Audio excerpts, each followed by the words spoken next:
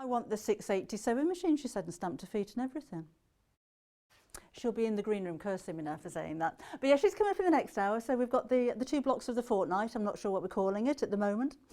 Oh, now we've got some important news to give you, first of all, okay?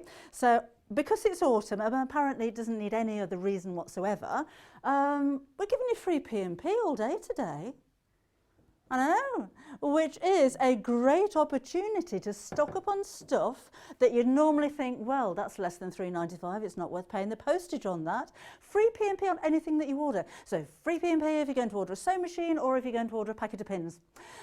Use the code AUTUMNSEW in capital letters, as you see on the screen right there, and that will happen on anything that you order now, live in this hour, or on the website, or the next hour, or any other hour, all the way through till just before midnight tonight. So if you see anything else on the website that we're not featuring live in the shows, then it's still free P&P. Oh, in fact, anything from the last few days, and anything at all, really, because it's autumn, apparently. There you go. We need no excuse to give you a special offer, do we? And actually, for those of us that are joining us nice and early here, let's see who've we got. Should we do, where we go, Sewing Street Community. Have we got anybody watching this morning? I'm on the Sewing Street Facebook page. Nobody? Look, we're 2 minutes in and there's nobody there. On the Sewing Street Facebook page, if you want to send me a message, I should be here checking on you. And it's the Sewing Street TV Facebook page, not the fans one. Or you can drop us an email if you like, which is studio@sewingstreet.com, and Kat is waiting in the gallery with bated breath to take your emails. Right, because you joined us nice and early, we have an early bird for you, which is our special offer that we bring you every single day. When all of the show notes came through last week, there was almost in capital letters at the side of this one, backed by popular demand. And it certainly is. This Osnaburg fabric tends to sell out rather a lot and very, very quickly. So there's 1.5 meters here altogether. Looks like calico. It's unbleached, natural seeded cotton, but it's a lot softer than you expect. It's only £6.50, so you're saving £1, but remember you're also saving £3.95 postage. So if this is the only item you're going to order all day, then, well, good for you. It is the kind of price that you could use it for toile making. Seems a bit of a shame because of the quality. So how about bag linings? How about cushion covers? I know I said before when I bring you this kind of fabric, I like contradictions of texture. So I'd like to use this with an antique lace, maybe some doilies that I bought from an auction site, and take the lace out because I think it gives a really rustic, organic, natural kind of look. It has got flecks in it, and those are actually bits of the cotton seed pods, which I think adds to that natural kind of look. We get asked a lot if you'd use this for doll making. Personally, I wouldn't. I think the flecks are distracting. They don't even look like freckles. But I would use it for a bag lining. I would use it for a jacket lining. I'd use it to be making my bags for life. I don't mind a bag for life from a supermarket, but I don't want to advertise that store. So I prefer to make my own, or maybe fold away bags and that kind of thing. If the weather stays quite nice, maybe you're revamping the garden furniture, absolutely perfect. Or you just stock it up your stash.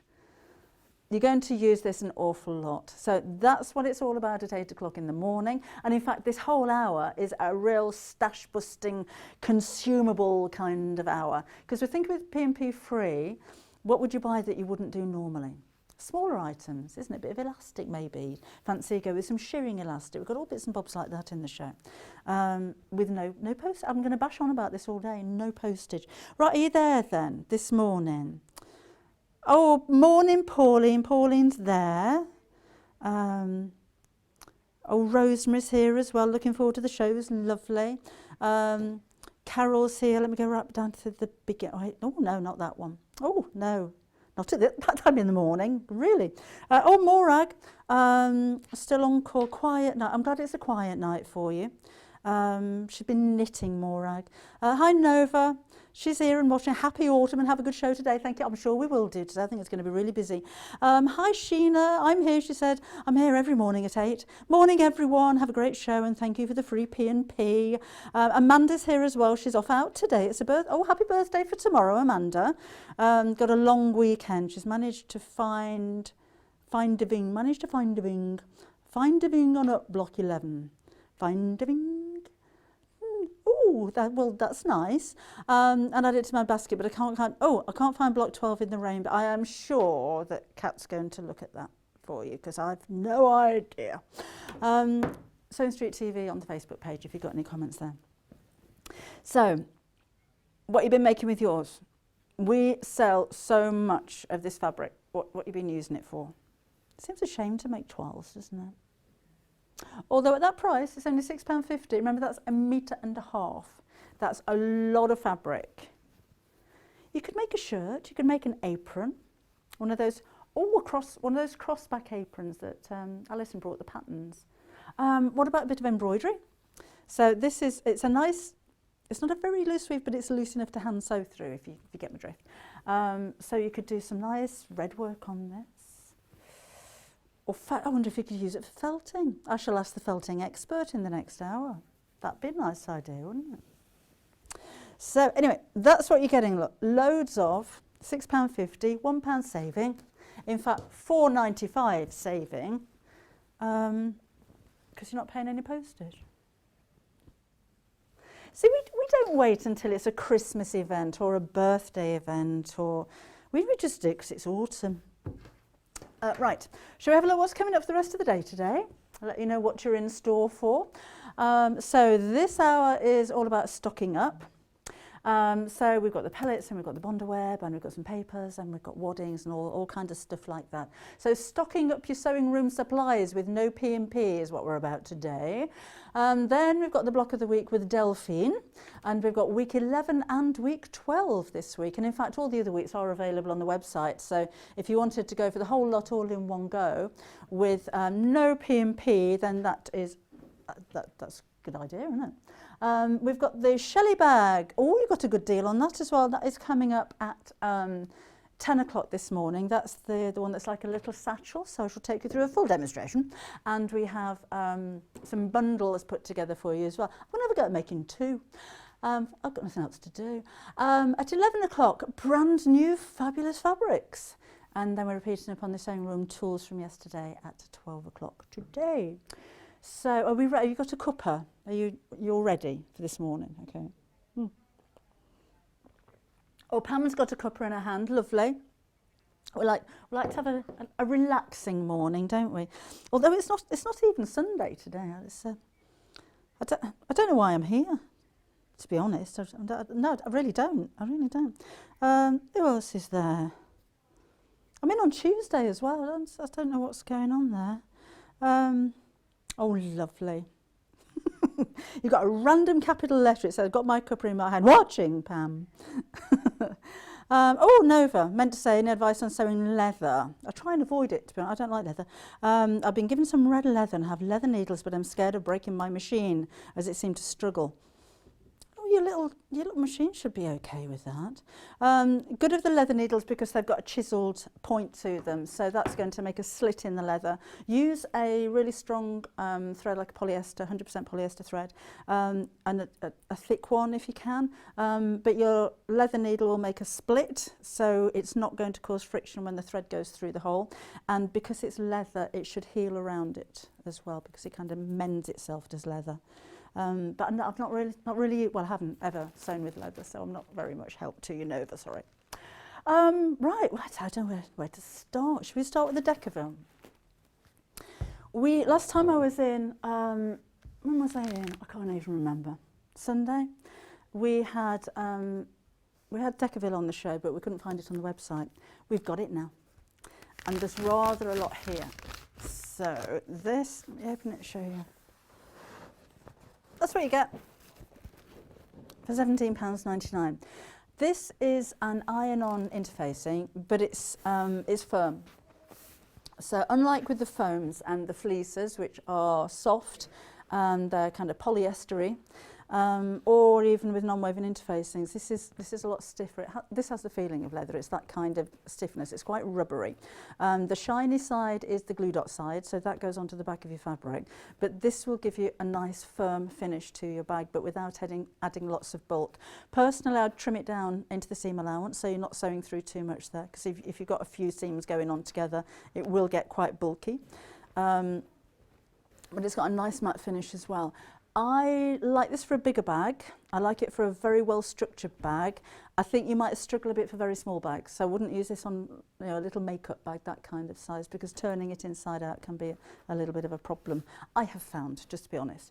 But for bigger bags, if you like a really structured, firm bag, I'm just looking at this sewing machine bag there actually, that kind of thing, then I think that's going to be perfect for you. And at £17.99 for this much, it's 90 centimetres, but that's got to be a metre wide, isn't it? So 90 by a metre, that's an awful lot of Decovil. You'd be, well, two big bags, maybe 3 big tote bags you'd be able to make with that one. There's a lot there for your £17.99. And there's no postage to pay. No postage to pay. Do you know, I should have said while we were over on the east wing of the studio that we've actually got that sewing machine deal for you. Have a look on the website. It's the little 550. You might have seen the deal over the last few days. But it comes with £55 worth of freebies. You've got panels, you've got a book, you've got thread snippers, and you've got spare bobbins. But there's only a handful left. So just saying, you know, free P&P. Oh, actually, the deal ends today anyway. So if you do want that sewing machine, if you've seen it over the last few days and you want it, then do it. Just do it. Just do it today. Oh, now then, I've been having a play with Odorcoat this morning. This is I slurped that a little bit. I do apologise. This is a way of waterproofing and laminating your own fabrics. It dries clear. It's got a slight smell, but it's not one of those overpowering aromas that you'd expect it to have. And you can either paint it or scrape it on top of your fabric. 1 coat will make it matte, 2 coats will make it shiny, 3 coats will make it waterproof. Do bear in mind that if you put this onto your fabric before you sew it, you're going to make holes in it when you're sewing it, so that means that it's not going to be waterproof. But I have been having a play this morning, and I'm on 2 coats at the moment. So this side I didn't do. This side is just drying now. You can see that shiny. So that's the 2 coats. So maybe later on when that's dry and shiny, that's quite nice. Maybe I'll put another coat on that in a bit. But it gives a nice, if you can see it shiny, look, it's actually drying shiny, which is really nice. So it gives it a nice look, but it does have a purpose there as well. So, oh, it was chucking it down with rain this morning. So I'm just thinking, you know, not if you've got a big handbag, it doesn't always get covered by your brolly, does it, when you're out in the rain? So it might be a way of taking something that you've already got and waterproofing it. But it could be makeup bags, it could be pencil cases, something that you want to wipe clean. Maybe aprons. We've got a little apron here that has been coated 3 times. There we go. It's cute, isn't it? So that's turned it into an oilcloth kind of effect. So if you do have little ones, or even big ones for that matter, it's quite nice to have wipe clean children, isn't it? So if you're making bibs or aprons, it's just perfect. But even on maybe on the inside of makeup bags and things like that, you just want something to wipe clean, then that's going to be a great idea. And it's only again £14.99. And oilcloth fabrics can be quite expensive, can't they? And this doesn't need very much. I might have a go again at that later on when it's dried a bit. But we'll have a look at it at the end of the show, shall we? Right, H640 coming up next. This is like I've put the show together myself. It's all my favourite stuff. Hi, Jeanette. Oh, she loves the Osnaburg, so I've ordered some more. She's using some in hand-sewn half-inch. Oh, look at that. Hand-sewn half-inch hexes. for a quarto making. It looks lovely next to Liberty fabric. I wouldn't have thought of mixing those together. That looks really nice. It has a vintage feel, lovely to hand sew with, and just started the quilt. This is the middle section, so a long way to go. That is beautiful, thank you. Oh, Glenys. Glenys has got a coffee and a toast. And Sewing Street Live, what more do we want? So I've had a message from hi Margaret, morning. She says, hi Debbie, love seeing you on the telly. I've finished my beach hut hanger. Oh, that is lovely. I'm so chuffed. My first purchase from Sewing Street. That is really lovely. Oh, thank you. Hi Kirsty, I'm up and ready, but I can't find you online. Can't watch the TV as I don't sit in the living room to work, so Facebook or YouTube are my options. It's not our fault. It's not, as they say, it's not at our end. We're putting everything out there in the right manner. It's just not being taken by said providers at the moment. But Elliot's on it, and he's a force to be reckoned with. And he's full of coffee this morning, so so he'll be sorting them out. Windy in Lincolnshire. I was chucking it down this morning when I left. Right, that's that up to date. Neela, hi Neela. Is the Decovil heavy or lightweight? Heavy. It's a heavyweight one. Yeah, it's a stiff one. Right, H640. So, H640 is another one of those products I use an awful lot. I make a lot of bags, you know, you might have seen. And I like the H640 because it gives a nice firmness to the bag, but it's still soft. So your bag will stand alone, but it's really, really easy to sew through. This is about 1/4 of an inch thick. So you've got the knobbly bits on the one side, that's the fusible side. So nice hot iron with steam if your fabric will take it. Always do a patch test first. And then, well, you can see there, look, it kind of stands up on its own, but it's incredibly easy. Now, if you're making smaller projects, I was saying earlier on with the Decovil and small makeup bags and things like that, this is what I'd use. And I wouldn't trim it back into the seams either. The reason I like the Valiseline H640, because there's quite a few different fusible fleeces on the market, I've never found it wrinkle with using steam. They don't tend to come with instructions. So you'll put this on the back of your fabric, you'll give it a blast of steam. With other fleeces that I've used, your fabric kind of shrinks and goes all wrinkly. It doesn't like steam at all, and it's a bit of a devil to try and smooth them out.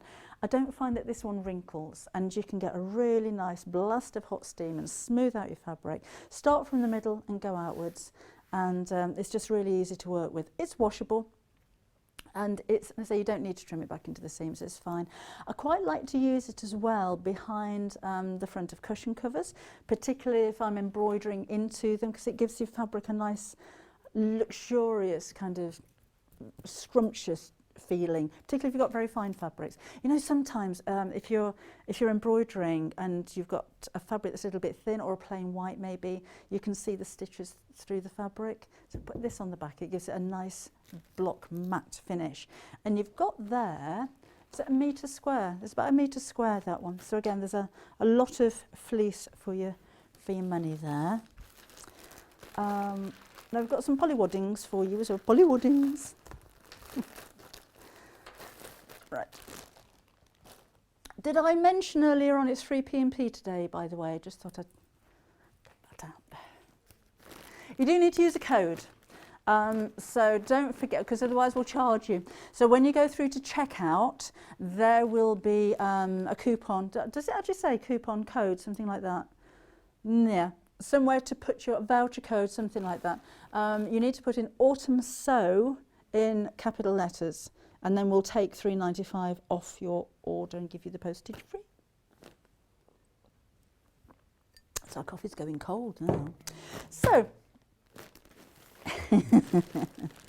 polywadding. This is not what you expect. Sorry if this is really noisy, but I need to take it out to show you what you get. Never go back in again, right? Right. This is quite fine. It's probably just over 1/2 inch in thickness, but it's soft. A lot of the time with polyester waddings, from what I've seen before, they can be quite scratchy. This isn't, it's a nice soft one. So if you're making a quilt that's going to go in the wash a lot, now this is it's a queen size, isn't it? So remember, you can cut those down. Then polyester is going to be ideal. It's not going to shrink, you don't have to pre-wash it, and it's nice and deep to quilt into, and at £21.99 it's really affordable as well. So something that's going to go in the wash a lot, or if you've got a large wall hanging, this is normally more affordable than the wool and cotton mixers. So it's £21.99, and again that's queen size, that's 90 by 108 centimetres, inches, sorry. But of course if you're using a lot of waddings and paddings, it's not fusible or anything, you need to sew it in, then you just cut down. It's like a huge stash of wadding basically, so you can just cut it down to size. You can use this behind the front of your cushion covers. You could use it with for bag making. It'll be a little bit softer than the H640, but if you just want to give your bag a bit of substance, then this is going to be fine as well, and it's a very affordable way of doing so as well. So I shan't open it all out, but you imagine the size of a queen size quilt, that's what you've got there. I should put that back later. We do have a crib size, not just for cribs, again, great for bag making, or if you've got wall hangings and things like that. Absolutely perfect. Lap quilt's perfect. This one, it's only £8.99 for this one, and that measures in at 45 by 60 inches, and it's a Hobbs. Brand names, big brand names always bring you quality, don't they? And that's exactly what you've got here. So all polyester, but a nice soft polyester, and so washable, doesn't shrink, polyester doesn't do that, and just £8.99. So again, if you're stocking up, so these may be things that you've seen on the website before now. In fact, I'm not paying £3.95 postage when that's only £8.99, but you can today. Poly Wadding, super soft toy and cushion filler. If you're making toys, maybe you're making Tilda dolls, or we've got a book with toys in later on actually, you're going to need some filler. So it's nice to have a filler that's soft and springy. I have, in fact I've still got some. I bought a very affordable big sack full, it was about this big, of filler, thinking, oh that's really cheap. And because I use quite a lot of it, and, you know, if you're making individual shaped cushions, heart shapes and circles and things like that, it's quite nice to make your own pads. And oh, it was like a scouring pad, it was horrible. So it's still there, I've never used it. I'm not going to open this because they'll charge me for it. But when you look at it, it's in coils, which means it's springy. So it's not just one big lump of filler. It's very deliberately been designed to give you the softness and the bounciness. So it's called Super Soft for a reason. It really is. Oh, look, we've got one. Thank you very much. Oh, look. Didn't even have to ask. But if you have a look in here, if I just pull some of these apart, you can see the little coils. So it's all springy. And it's really, I can't actually feel that, it's so soft. But you see how it's just boing. If I stand behind it, that would be better, wouldn't it? And that's the difference. So it's like baby hair. It's so incredibly soft and springy, and it's quite nice as well to be able to peel off little bits. If you're stuffing something like a Tilda doll, it's best to put little tiny bits into the legs. You know, they've got those long skinny legs and arms rather than one big clump, because if you push a big clump in, you'll have a big clump. Or if you're doing, I was making a rag doll the other day, like the thumb area, so it's got no fingers and just a thumb there. But if you put one big lump of wadding and try and push it into the thumb, then it will come back out again because it's all in one big lump. So if you take a small bit with a pair of tweezers and just push little tiny bits inside small areas like that, it stays in place. And this you can, because you can just peel little tiny pieces away. It doesn't kind of break up into clumps, if you like. So, and that is just, oh, so soft. Now, ragdoll I was making was about that big, and it used a whole bag. I'd go for a couple if you're going to be doll making, because you'd be amazed how much you use, because that big lump there can actually squish down. So a big lump like that, by the time you've put it inside something, particularly if you like to make it firm, it's like a magic trick, look. but a nice, you know, that would probably fill a hand in the size of ragdoll that I was making, and it's that much. So do be aware, if you want a nice firm stuff, then you're going to use a lot of it. It's only £3.99. Something else that you wouldn't normally buy with £3.95 postage, would you? Because that doubles the price. But not today, purely because it's autumn. Oh, and you know, you can check out as many times as you like. So if you think, right, I'm going to order that at £3.99, and then 2 minutes later you come back and think, oh, I'm going to have some overlocker thread. And then a bit later, oh, I just want some replacement blades for my 28mm rotary cutter. You keep coming back as often as you like, and we are not going to charge you at all today, all the way through till midnight tonight. So, oh, who is that? Sorry, Kat. Anila's asking if the toy filler can be used for cushions. It's going to give you the softest cushions. Again, even at, I buy cushions from one of the big mill shops quite a lot because they're very affordable. And the stuffing, I don't like feathers. They're better off on the birds. But the stuffing in there can be so firm. You know what I was saying about the toy filler not going into thumbs and tilde legs very well? They don't go into the corners very well. So invariably, you have to cut open the pad and push the stuffing back out there. This is perfect for cushions because it's incredibly soft, it's not lumpy, and it'll push into the corners very easily. But again, I'd go for a few. So if you've got your early bird Osnaburg, and you're making lots of cushions, I would, there's your item number. I'd say the whole lot would make a cushion cover of that kind of size actually. So again, go for a few of them if you're going to be making a few cushions. Okay. Oh, hi Wendy, morning. Could use the crib wadding for lining ornamental Christmas stockings. Jolly good idea. Yes, definitely. What I would do would be to invest in some basting spray. So stick some 505 on your order, and that's only temporary. So the stickiness will disappear after a while. But that's going to hold your wadding in place while you're sewing. You don't need to. It just makes life a little bit easier. So have a look on the website for that one. But yeah, how many stockings are you making? Oh, you said the crib size, didn't you? Oh well. The big one's actually better value. You can make some bigger stockings there as well. Yeah, absolutely perfect for your stockings. And that's a lot more affordable than the H640 as well, actually, isn't it? When you think about it. H640, £9.99 for a metre square. This is almost 2.5 by almost 3 for twice the price. So, yeah, good thinking. We've got pellets. I'm going to make a pin cushion in the last hour. Not a pin cushion, pattern weights in the last hour from a toy book. So I'm going to put some pellets in the bottom of them. Apparently, last time we brought you these, somebody in the office put them upside down in a bowl, and Kat went and lifted them out of the bowl. The people are skating around the office at the moment on these little beads. They're recycled polyester, and they're just a nice weight. They look like little grains of barley or rice. They're very tactile actually.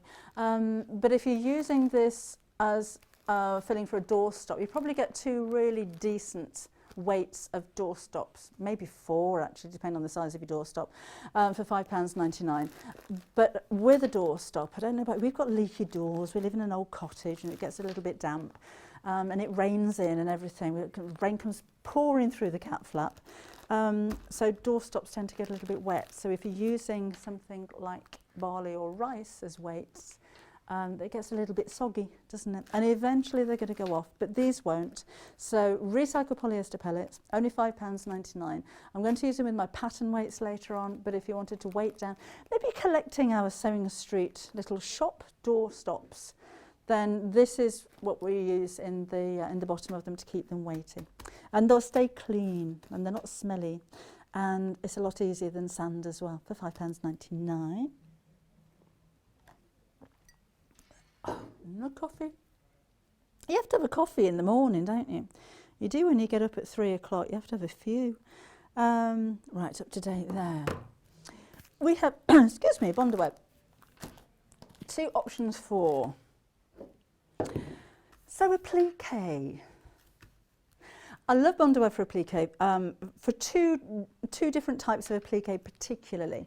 So very intricate shapes, because with really intricate shapes and smaller shapes maybe, when you, even if you're using 505 spray, your sewing machine foot can push against the little shapes and lift them up. It can be rather difficult to sew around them accurately without the fabric moving. And the other reason I like Bondaweb is the other extreme of applique, the big stuff. Because if you've got a big piece of applique and you pin all around the edge, it's the centre fabric that's going to move a little bit. And again, you can use your 505 sprays, but they're not permanent. 505 will eventually disappear after a few hours, but this won't. It gives you a really strong bond. So it's a sheet of paper basically with stickiness on one side. It doesn't feel sticky to touch. You iron this onto the wrong side of your fabric. You can draw on it. So if you're tracing templates from books or patterns or anything like that, be aware it'll be the wrong way around. So if you're making letters, you'll need to do them back to front. This goes onto the back of your fabric, and then you peel away the paper backing and re-iron the applique onto your work. And it's pretty permanent. So if you're making something like bunting maybe, and you've got letters and shapes and hearts and things on there, and you don't want to sew all of them, then fine, you don't need to when you use your Bondaweb. If it's something that's going to be washed a lot, then I would sew, just in case it affects the adhesion. So if you're making a quilt with applique, certainly then yes, I would sew around the edge. But it really gives you an incredibly strong bond. And here you've got 5 metres for £23.99. 5 metres is going to last you a long time, isn't it?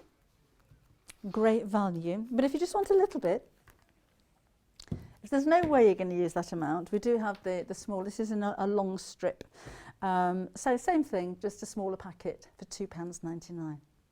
You wouldn't buy that with £3.95 postage, would you? Don't need to. No postage today. Just because it's autumn. It's nobody's birthday, it's not Christmas, it's not an anniversary, it's just because we thought we'd give you a treat. I don't know why, but I'm glad we did. Anyway, £2.99 is for the Bondaweb. We have also something else that you probably wouldn't buy on its own, iron interfacing. This one's medium weight? Yeah, medium weight, and you've got a metre square. So this is the kind of interfacing you can use on collars and plackets and pockets and cuffs and things like that if you're dressmaking. So again, it's fusible, so it irons onto the wrong side of your fabric. And if you're sewing with stretch fabric and you want to stop it stretching, so for instance on the facing around the neckline of a t-shirt, then use this on the facing and it's not going to stretch because you don't want a neckline stretching too much. But if you've got a loose weave of fabric, maybe we've brought you some beautiful viscose fabrics recently, haven't we? And if you're not the dressmaker but you love the fabric and you thought, well, I'd like to make a cushion cover, I'd like to make a bag, but I can't use viscose because it's too fluid and it pours off the table and it drapes too much and it's too floppy. Like this, so bear with me, I'll be back in a second. I'm just going to pitch a little bit. Woo. So there's viscose. I felt like I was in the Olympics with one of those ribbons then. Anyway, I'll make it to the Olympics one day when they put sewing as a sport. Right, so a very fine fabric. Not the kind of thing that you'd want to make a cushion cover out of because it'll twist. Not the kind of thing you'd want to make a bag out of because it's too floppy. But you love the pattern and you love the print and you like this linen kind of look, and that's going to match perfectly with your outfit and you want a clutch bag to match. Put some iron-on interfacing onto the back of it and it will have the same kind of feeling as quilting cotton. So you can do it. If you want to make a bag out of stretch fabric, you'll have a very bouncy bag. It'll get bigger and bigger the more weight you put in it. Put some iron-on interfacing on the back of it and it'll stop it stretching. So it just means that you can use fabrics for more than their intention, if you will. And there's a metre square there, so that if you're just using this for interfacing collars and cuffs and things, that's going to go a long way. and it's £3.99 with free P&P.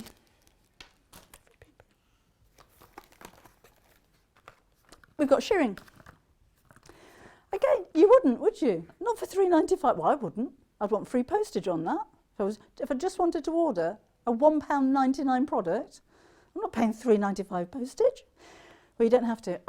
Shearing elastic is used to gather fabrics, you know, like smock tops, or you see it around cuffs and things like that, little strapless summer dresses, that kind of thing.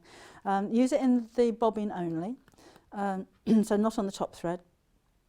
You will need to hand wind the bobbin, not tightly, because if you tie it tightly, then when you let it go, it'll all just spin like a balloon going down. And increase the tension on your sewing machine, whack it right up to number 9, right up to the top, and lengthen the stitch. And then as you start to sew, because you've tightened the tension on the top, it's going to pull the elastic into the fabric, and it'll start to gather. Now the first row you sew, it may not look as though it's gathering too much. Persevere, so when you sew the next row, which is normally about ½ an inch apart, it'll start to gather more and more and more. When you get to the end of your work, if it still hasn't gathered enough, you give it a blast of hot steam from your iron, and it'll shrink the elastic, so that'll gather it up. And if the worst comes to the worst, you can always pull the end of it and make it a little bit tighter as well. When you've finished, don't forget to put your tension back to normal. So again, £1.99 for your shearing elastic. You can create some lovely effects with this, actually. Play with it. Have a try sewing crosses, and it gathers all the fabric up and gives you like puffy bits in between. So if you do them about 1 inch apart, it gives a really lovely texture. Try sewing round and round in a circle like a snail shell. And again, it gathers everything up, but it does it all like a spiral. So play with it. It's more than just strapless dresses, because we're a bit out of that season now, aren't we? But it could be, who was doing dressmaking a few weeks ago, and the dress pattern, was it Adele, had got a gathered section across the back. It was rows of shearing elastic, so that's what you need, and it's only £1.99 with no postage. This doesn't make good business sense, you know, because it's going to cost us more than £1.99 to send that out. So we're giving it away. Oh, big elastic. Did you say knicker elastic? Knitted. This is the knitted elastic. So it's big elastic for knickers, isn't it? You go, proper good pair of Bridget Jones with this elastic. Sorry, Kat's producing today. She's in my ear, but she's over there as well. And she said, let's go to the knitting elastic. And, well, you know what I thought she said. Nice on waistbands, this one. It can be quite a nice feature, because the elastic's so wide, you can see it. And I think that's quite a trend, isn't it? So you don't have to make a channel to put the elastic in. Just sew it on the edge of your fabric. It's 1 metre by 40 millimetres, so that's 4 centimetres, which is just under 2 inches, isn't it? 2 inches is 5 centimetres, so it's just a tad short, maybe 1 3/4 inches. And again, it's only £1.99, so you've got a whole metre of that in length. So that's, if you're making a waistband for a skirt, you should be okay with one, but I'd maybe stock up on those again at £1.99. We're giving this away, you know. It's just...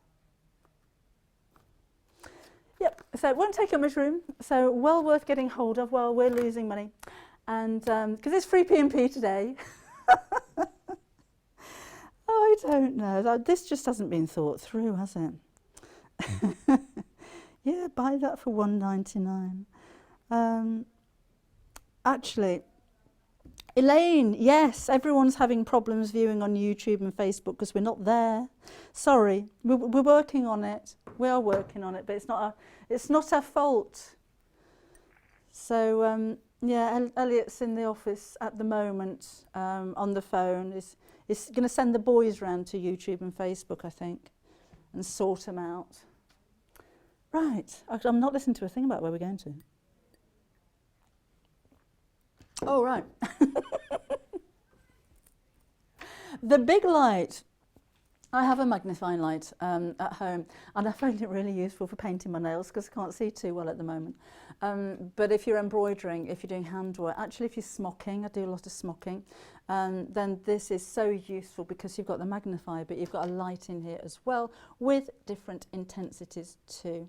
I shan't shine it at you, but you can just see the little LEDs underneath there. And I'll take you through the different settings on there too.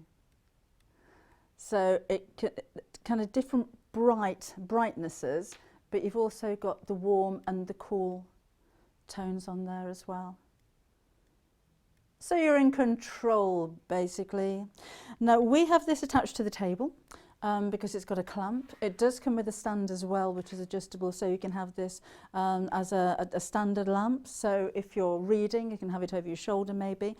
I have not this lamp, but a similar one, actually pointing at my sewing machine when I'm sewing, because the light on my sewing machine is very nice, but this is so much clearer. Now if you're embroidering and you wanted to colour match your threads perfectly, that's when you're going to need a really nice light, and it's dark in the mornings and it's dark at night these days, isn't it?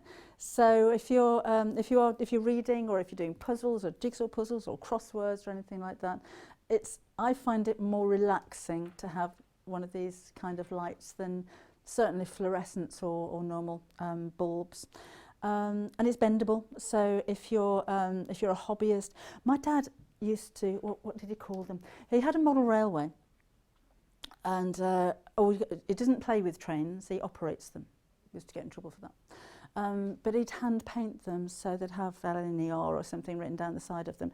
And the paintbrush was like 2 bristles, it was really fine, so you can get all the stripes and everything perfect on there. So the magnifying and the clear light on this is fantastic if you're doing any kind of fine work like that. Now it's £73.99, it's worth every penny. It doesn't get hot, so if it does touch something, or you touch it, or the kids touch it, then it doesn't get hot at all. That's really cool to touch. But I love all the different light settings, so you can have kind of a bespoke experience no matter what it is you're doing. So again, £73.99 with no postage to pay. I shall bash on about that a lot. Let's take a look at another one of my favourite products. This is Gusset HT2 wet glue. This is an incredibly strong glue, so if you're putting metal frames or bags into metal frames and they're gluing frames, actually even if they're sewing frames, you've got the holes all the way around the frame, so you've got to put a thread through there. So I'll sew the thread through the frame and then glue it in, because it's a lot easier and you don't see the stitches on the inside of your bag then. I have tried before now with a bag that I made, and I wanted the frame back for another bag. Tried to pull the frame off the fabric and I ripped the fabric. It would not come off, it's incredibly strong. If you're putting this into frames, drizzle a little bit inside the frame and then just leave it for 30 seconds or so. It'll be runny when you first put it in, and it'll start to get thicker. That's when you put your fabric in, that's when you're going to get the best purchase.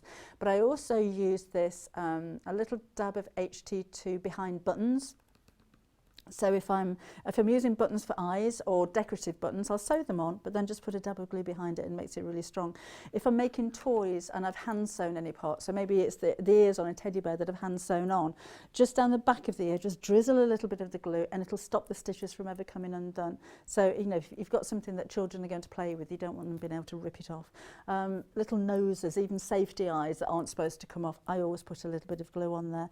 What I also like to do with it, I'm opening it, I don't care, is, have we got pins? Yes, we do. If I have a rip in some fabric, or if I've got a seam that's coming apart, let's see, scissors, little cliquet scissors will do. So I've got a tiny little nick. Oh, and I can't sew a seam on it, I can't pinch it together, I can glue it. Now be aware, okay, it's runny, so when you take the lid off it may start to run out there. That one's not, thankfully, already. But when you've finished using it, stick the lid straight back on it, wipe the end of it and stick the lid straight back on, because it'll dry inside the tube. And say it's starting to come out already, I haven't even squeezed it. So I'm going to put a little bit of glue just on there like that. Again, wipe the end, lid straight back on. And then there's my little tear. It's only a little tear, look. I'm going to put a little bit of that on the end of the pin. And I'm just going to drizzle it over there and seal it. So just leave that to dry. You may need a little bit more, maybe from the back. Don't just squirt it straight on from the tube. So twiddle it onto a pin and then just push it into where you want it to go and close it over. And you'll have a really strong mend there. You can barely see where that was. We could still sell that, couldn't we? Nobody'd know. And it's for a repair like that. I used it on, actually, my eldest lad, who is an arbor ecologist, so he works outside a lot. He climbed over a barbed wire fence and torn his favourite jacket in so many places. But there were splits, and it was like a waterproof jacket, but very lightweight, like nylon-y kind of stuff. So you can't sew it, you couldn't pinch it and make a seam out of it. So I cut patches out of a similar fabric, not from his jacket, pushed it inside the split and glued it from underneath. So all of these cuts and everything, which are thankfully on the jacket, not on him, all you saw was like scars where the line had been. No stitches, no patches or anything like that. You'd barely notice that they were there. And it's not going to come off. It's really, really strong. Wouldn't have thought there was so much you could say about glue. I do love that glue. I use it an awful lot. Never stuck on something to say about HT2 glue. That's Marcus's this morning. Marcus is directing this morning.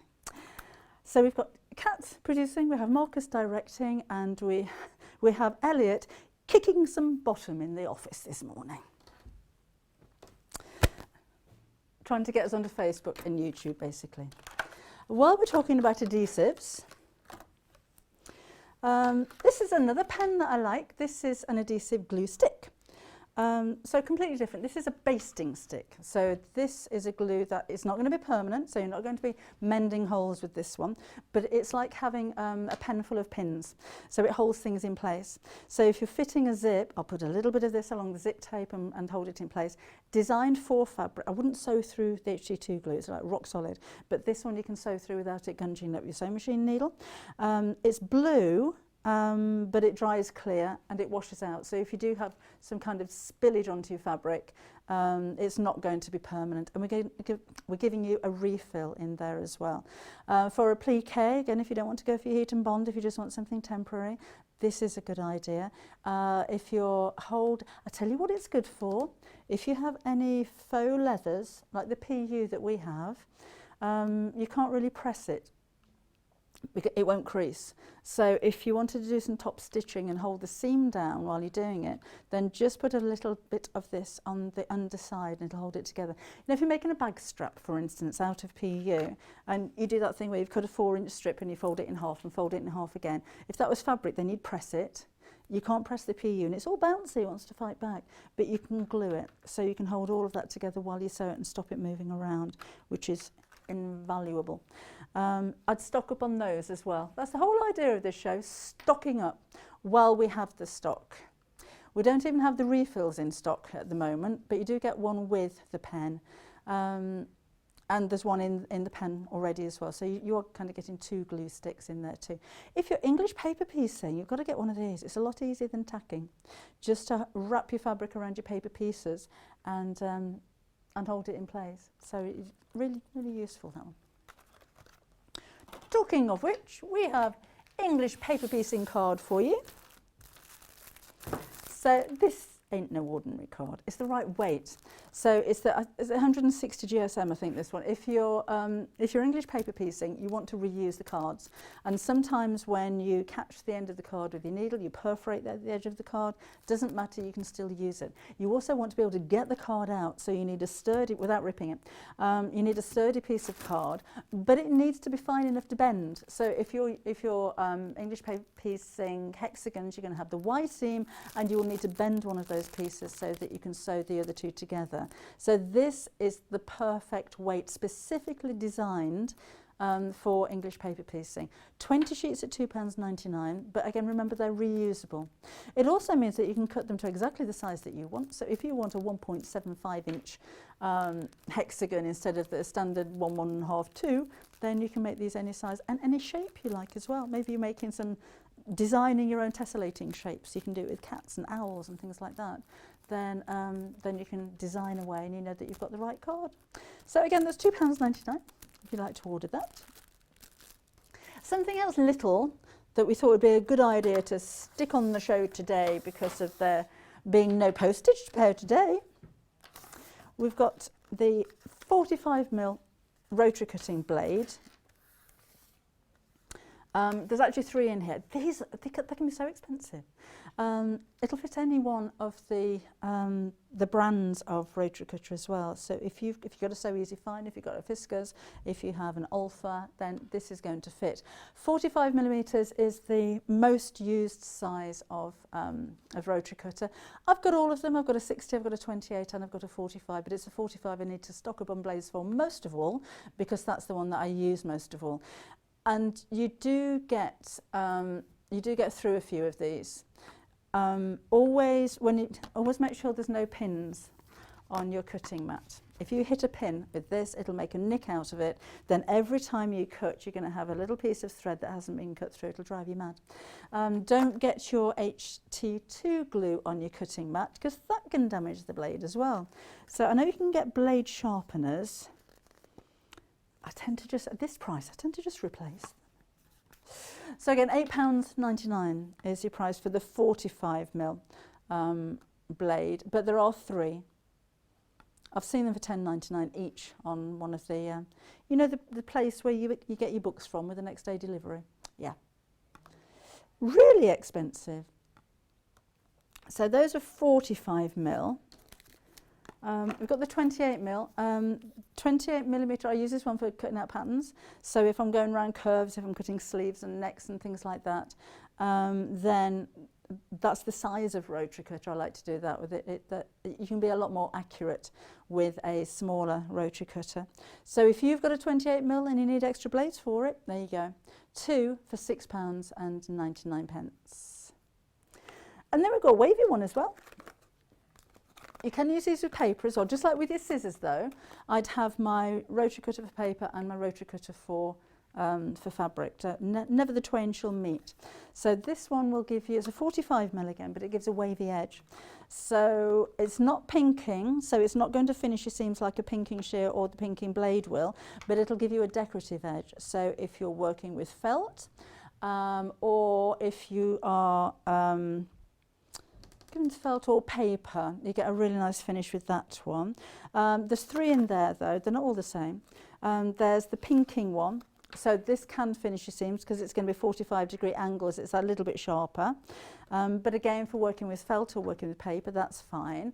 And then you've got a perforating one, so that's the skip in the centre. So that for use with paper, if you want to perforate something, you're making invitations and you want to tear off the RSVP, then that's a good way to go. Because how else would you do that? I think you can get scissors that perforate, can't you? Don't know. But yeah, so that's a good idea, isn't it?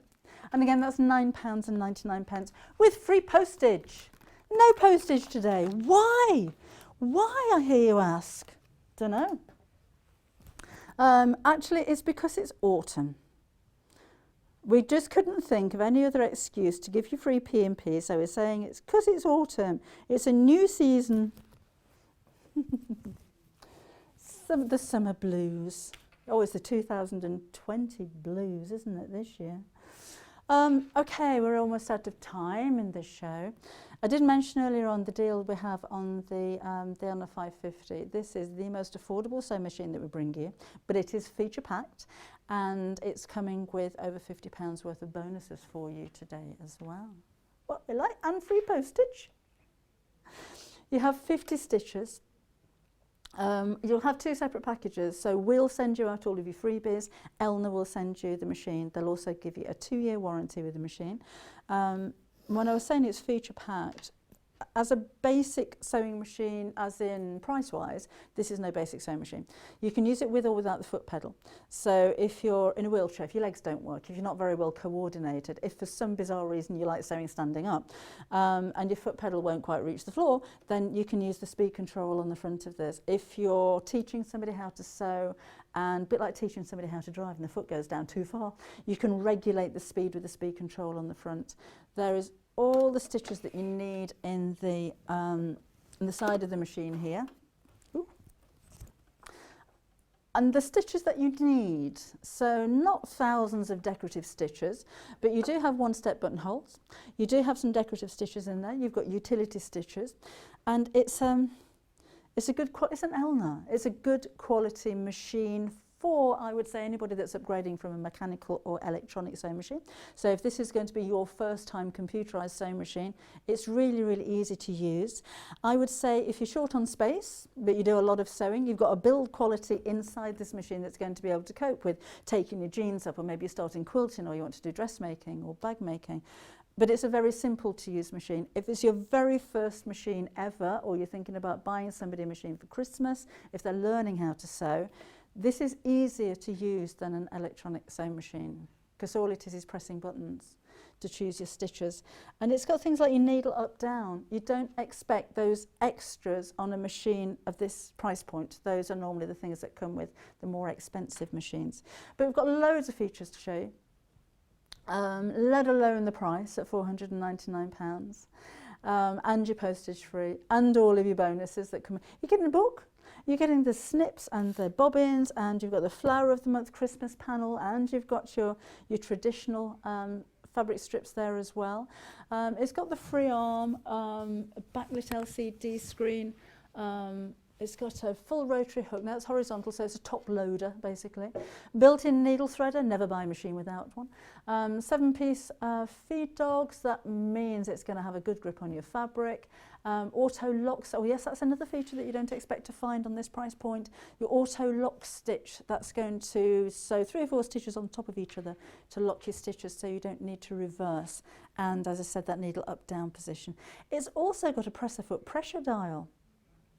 Normally find that on more expensive machines. So that adjusts the amount of press that the foot has on the machine. So if you're sewing very fine fabrics, you might want to increase that pressure so that you've got more of a purchase as the fabric goes through. Very thick fabric, you may want to have that a little bit looser.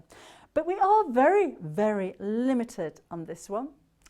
And if we don't sell out of the very little stock that we have of this one left today, then the deal does end at the end of the day today as well. So if you have been looking at it and having a think, having a ponder, you're sat on the fence, you need to push you off the fence in the right direction and order that one right now. Okay, Delphine's coming up with the block of the week in a couple of minutes' time. So go and put the kettle on again. We'll see you after the break. Shopping with us couldn't be easier. If you want to shop online, then you can head to our website, www.sewingstreet.com. It will redirect you to our sister channel Jewellery Makers landing page. Don't worry, you haven't gone to the wrong place. We're simply using their website temporarily while we're building our own web shop. Scroll down past the Watch Live part and you'll see all of the products that you will have seen on air on today's live show. You can also shop our catalogue by clicking a category, clicking a product to view closer, and adding it to your basket. Once you're ready to check out, you will need to create an account, which is absolutely free to do so, but it will mean that you can check out on as many orders as you want throughout the day with still only paying one postage and packaging. If you'd prefer to speak to somebody in our UK-based customer service team, then you can do so via the free telephone line number 0800 001 4433. They will not only help you create an account, but will also help you with any of your online shopping.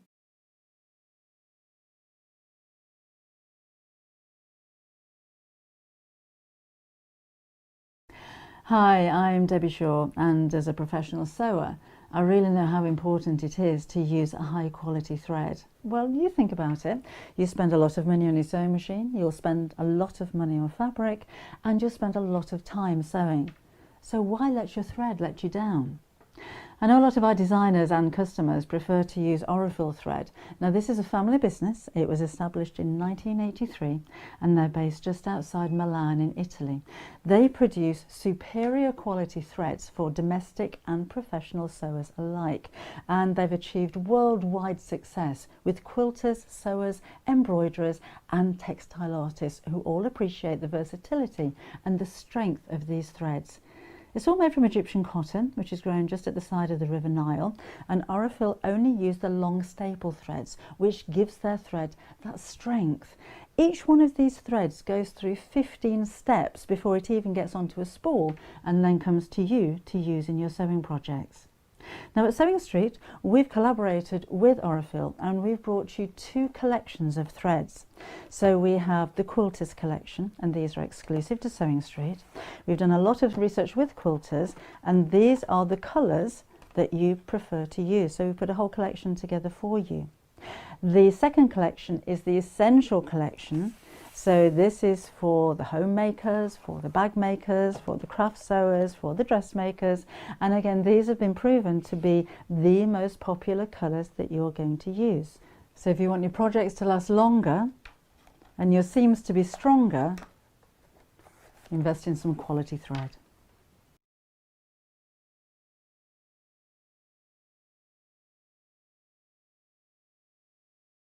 Did you know that if you shop with Sewing Street, you're only going to pay one lot of postage all day? That's one payment of £3.95, no matter what you're buying. And you can check out as many times as you like without having to pay another delivery charge. So shop online at www.sewingstreet.com, or you can order via our call centre, which is 0800 001 4433. Hello, I'm Kerry from Living in Loveliness, and I'm delighted to be part of the Sewing Street team. I'm based in Wolverhampton and I absolutely love working with fabulous fabrics. In particular, I love working with fat quarters and showing you how to get the most from your scraps. I love bringing communities of sewists together and encouraging people to sew for greater causes. Most recently, we have been sewing for our NHS and key workers. I look forward to bringing you hints, tips and techniques. I'll see you soon.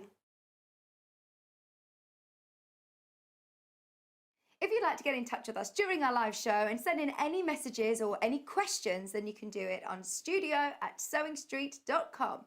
Alternatively, you can message us on our official Facebook page.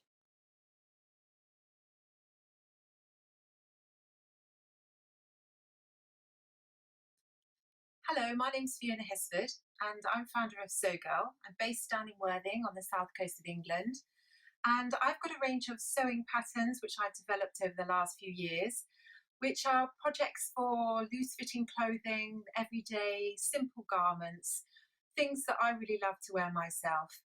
And I'm going to be bringing you them to Sewing Street over the next few months. So I look forward to seeing you then. Bye.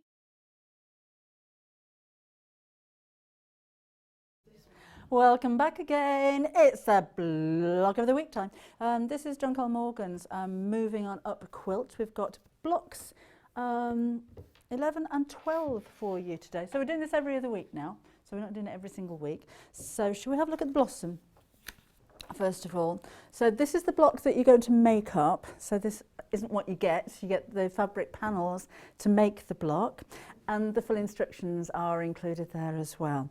And I'm not alone, Delphine's with me in the show as well. So she's going to be taking you through some tips on how to make the block up. So that's your panel. There we go. So they're all labelled as well, so you know which one's which. 100% cotton, designed by John and all printed in the UK, and expensive. I was going to say exclusive. It's not expensive. It's only £7.99. Exclusive to Sewing Street as well, so you won't be able to find these anywhere else. And free P&P. Have a look on the website if you're missing out on any of the other blocks as well, because we've got them all on there, so you could bundle them all together and order the lot, and again not pay any postage for it as well. So that's your panel. These are your full instructions, simply explained for you.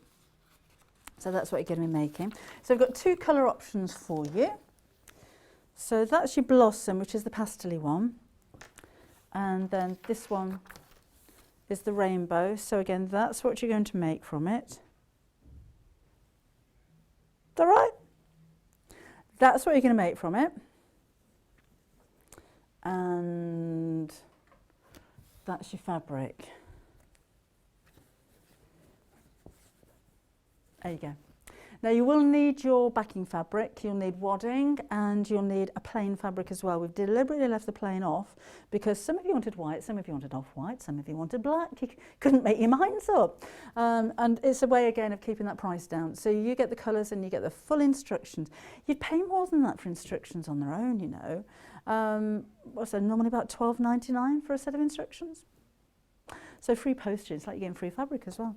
But you provide the rest of the fabric. So, and I think particularly with the coloured fabric, black would make an amazing backdrop for that, wouldn't it? Those colours would absolutely pop.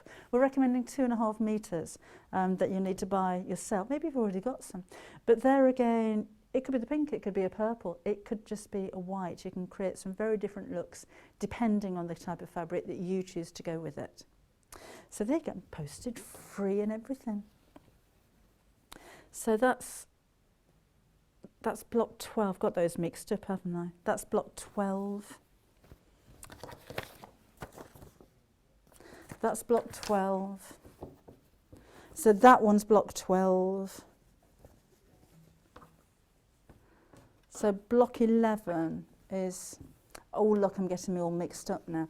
That's your block 11. And that's in the bright colours as well. So again, that's not what you're getting the fabric to make it. But that's what it's going to look like when you finish the block. This is going to be a lovely quilt. Have you been making it already? Have you started? Come and send pictures. Let us have a look where you're going, what you're up to with it. Or are you going to save it to do it all in one go when you've got all 16 blocks? What are you doing with it? You're just going for these individual, pretty cushion covers, wouldn't they, just on their own? Or lots and lots of bags maybe for those. So this one is again block 12. I've got my blocks all mixed up, haven't I? In the Blossom, we'll show you both of them. Delphine's going to be making up both of them. So again, with all of your instructions for £7.99. And we've got it in the rainbow colour as well. Was that one? There you go. You could mix them together actually, couldn't they? The colours go really well. So Blossom or Rainbows, your colour choices. £7.99 your price, but remember it's not that you get, it's this you get. So again, if you just joined us, that's a pretty quilt. It is hanging up behind Delphine. You'll see how pretty these are. But maybe you've never seen Sewing Street before. Welcome along. We've got free P&P today. It's a good day to join us, isn't it? You can have a look on the website, which is sewingstreet.com, and we do have all of the blocks so far. So you'll have another 4 to go after we've finished these 2. But you can order all of the previous ones. So this is what it looks like when you've finished it. Is that lovely? So yeah, have a look on, those are all the different blocks numbered there. You won't have the numbers on yours, but that gives you an idea of where the blocks are placed. You can put them where you like, you don't have to follow that plan. So again, have a look on the website on sewingstreet.com and purchase any of the other blocks that you want to, if you'd like to. But we're going to start with block 11, Delphine, is that right? Yes. Absolutely. Lovely. Lovely to see you again this morning, Debbie. It's really nice to see you. I haven't seen you for ages. I know. I haven't seen you since we've been in the new studio. No, I know. There's loads of room now. And if we can run around and everything. We do. Often. I've been running around so much I haven't even put my shoes on today. I'm stood here. I've only got my socks on behind it. We very early didn't get to air on time this morning because we were having a jolly good gossip. We did, and a coffee. And a coffee, yeah. And I forgot to put my makeup on and everything this morning. Put some makeup on. She doesn't need it. Makeup on. Oh, these days. Right. Is this the kind of thing a beginner quilter could The great thing about the block of the week is, especially this block, is it's definitely designed for a beginner, only because with each block each week you're going to learn some new skills. So it starts off with block 1 and 2, quite simple, and it gets a little bit more complex, but you're learning more techniques as you go through the block. So by the time you've got to block 16, you've done all of the techniques that you'll be doing in any of your quilting projects. So absolutely, if you're a beginner. And I think one thing I said last time I was on doing the block of the week was obviously when you are starting out to learn to sew at the moment, you can't go to sewing classes or anything like that. And also sewing lessons can be quite expensive, and if you were doing a quilting course in a local sewing shop or something, they can be quite pricey. Whereas this, you're doing it in the comfort of your own home, and almost like you're teaching yourself how to sew. The instructions are really well written, and you know, the demos from John and hopefully myself as well, you know, showing you little tips on how to make sure you're successful on each block. And especially when you are in your own home doing it, if it's not quite right, you can just unpick it and do it again. So you know, it's only a bit of sewing, don't worry about it. So absolutely. So where should we start? So we're going to start block 11, so which is this one here. I'm going to do block 11 in the blossom, and I'm going to do block 12 in the rainbow. So as you can see, so block 11 is made up of the 4 different stars. You got that there? Yeah, lovely. So I'm just going to show you how to construct one of these together. As you can see, there's quite lots of small pieces. So this is what the one block that I definitely recommend you take your time. Once you've done a couple of them, have a bit of a breather, cup of tea, and then come back and start the next one. So we'll go straight on to demoing how you make one of these little blocks here. So I've already pre-cut out the centre square. I'm going to do it in this little lilac flowery print. So you'll need to cut 4 squares. Help if I had the ruler the right way round, that would help, wouldn't it? 2 3/8, so I'm just going to cut straight down the centre. And take your time when you're measuring up. Line it all up. That's another one. And let's put that to the side. Do you know what? I like the cutting up. Do you? I do, yeah. I can just, I tend to, some people sew as they go. I tend to do all the cutting first. No, I find it really satisfying. Because you hear a lot of people saying, oh, well, let's get the cutting out of the way because the best bit's the sewing together. No. I think it's all part of it. Absolutely, and it's and just being accurate. Yeah. It's really, really important, especially when you're sewing something like this that is so small and quite intricate. You want to make sure that your cutting is absolutely on point. Yeah. And you need a rotary cutter, ruler and mat. Yes. You can't be this accurate with scissors, can you? No, definitely not. You can't get the same straight edge, and it'll just take forever. Imagine doing it. Oof. Yeah. So one corner to the other. So that's my 4 squares turned into my 8 triangles just there.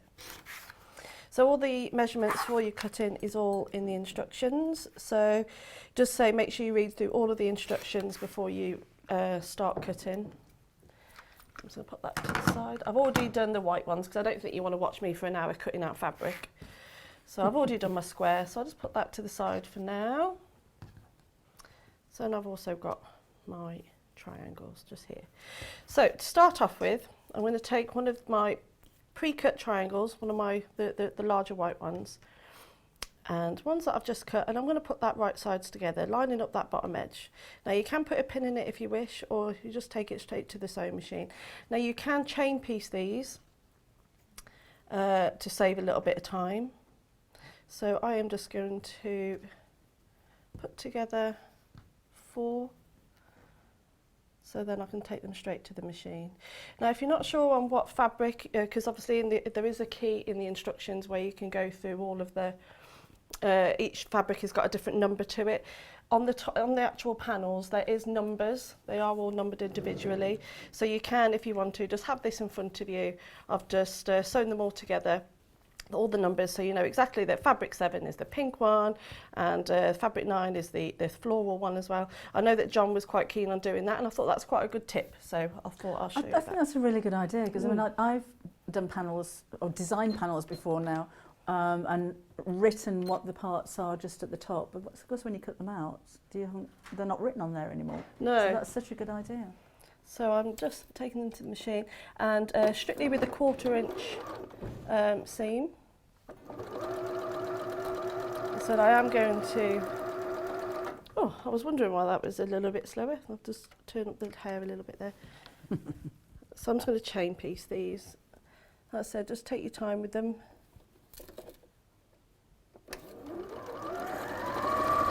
Oh, that's a lot faster. That's a bit faster. There we are, back in. And one more. There we go. Now this is where I looked down and realised I didn't plug the iron in, so I'm just quickly going to do that. It is still warm because I've been using it outside, so it should only take a few seconds to warm up. Okay.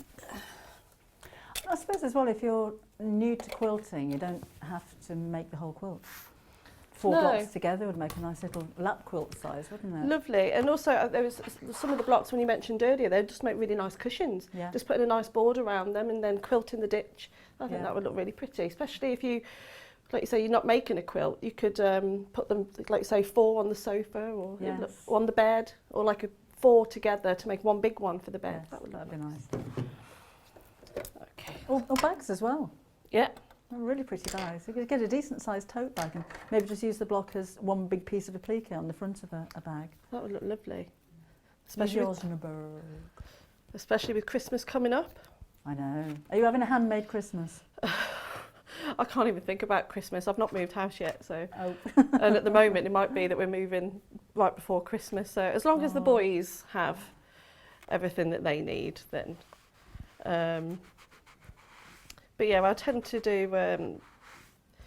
We're more about now. What did we say about not giving presents? You're giving your presents to people. So just being together, if we can. Yeah.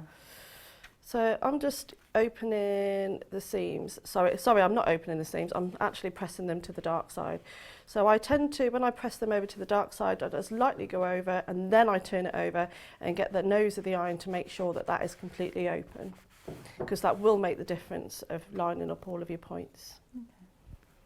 So I tend to hold on to the dark bit.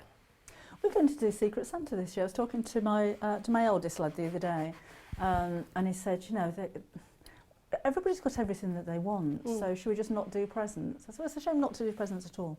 So we're going to do a £20 limit Secret Santa for everyone this year. That's I'm not a going nice to Secret idea. Santa before. Have you not?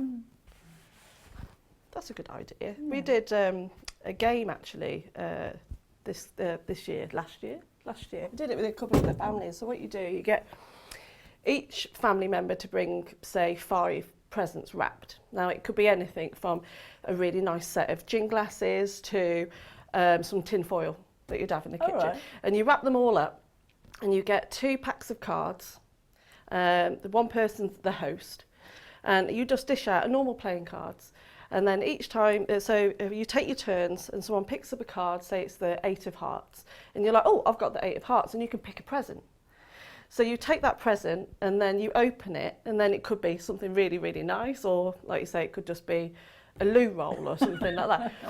And then as you go round, you can take it in as you take it in turns, when it's your turn again, you can either choose to steal somebody else's gift or keep or go and open another present. Oh, It I like is that idea. brilliant. Absolutely brilliant. And the kids love it as well. So you put like, you know, tubs of slime and sweets and stuff in, but it's a really, really good game, that. Yeah. So I like that idea. yeah, it's good fun. I got a bit addicted to doing it last year though. So I've just opened all those. I'm now going to sew on the other side. So Pretty, aren't they? really The pretty. fabrics. Really pretty. I love this blossom. Yeah. This one. And 2. So have we got any pictures being sent in yet? It'd be nice to see what you've been doing so far, if you've been making up your quilt so far. We're not getting many messages today. There was one lady who was, I noticed on the fan page a week or two ago, who was making this up, and she used a backing fabric of like a pomegranate. Oh. And it was a completely different look, so I'd love to see that one. Yeah. That was really, really lovely, really bright.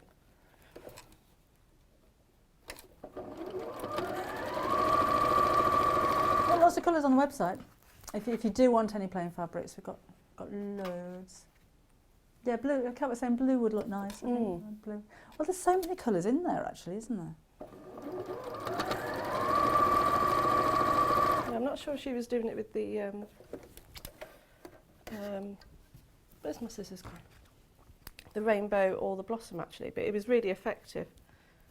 There we are. Let's trim those up.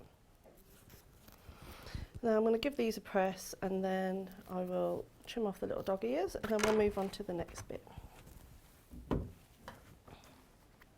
That little iron's really good for this kind of thing as well, isn't it? Really, really good. And like I said, you can really get into your seams as well. Yeah. There's a little waft on there. Make sure it's all. Yeah, have a look on the website for those. Remember, we're P&P free all day. I think I'm going to take advantage for that as well. Yeah. When I get home.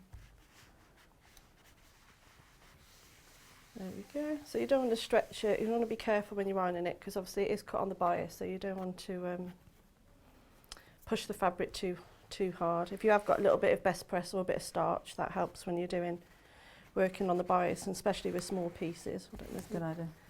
You've got anything behind me. Oh. There we go.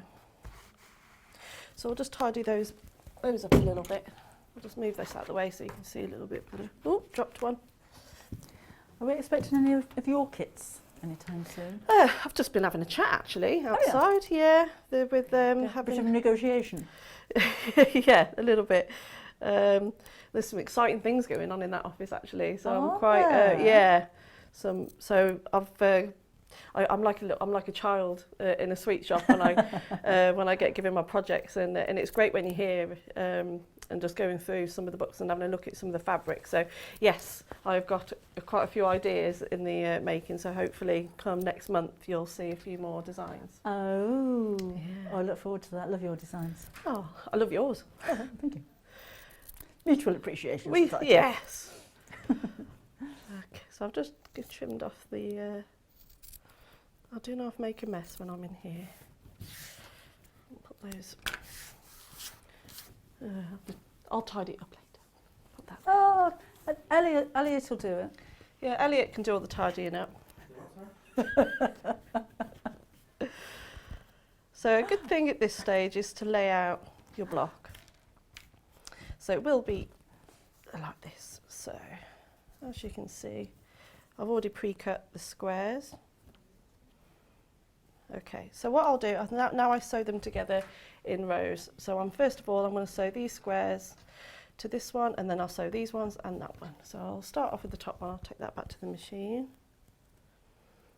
I have to, if I'm putting blocks together like this, I have to leave everything laid out, and every time I sew a seam, I'm double checking that I've got it right. The right way, yeah. It's still doesn't always happen. No, but it doesn't matter. Yeah, bit of sewing, isn't it? It's just a bit of sewing. Just unpick it, do it again.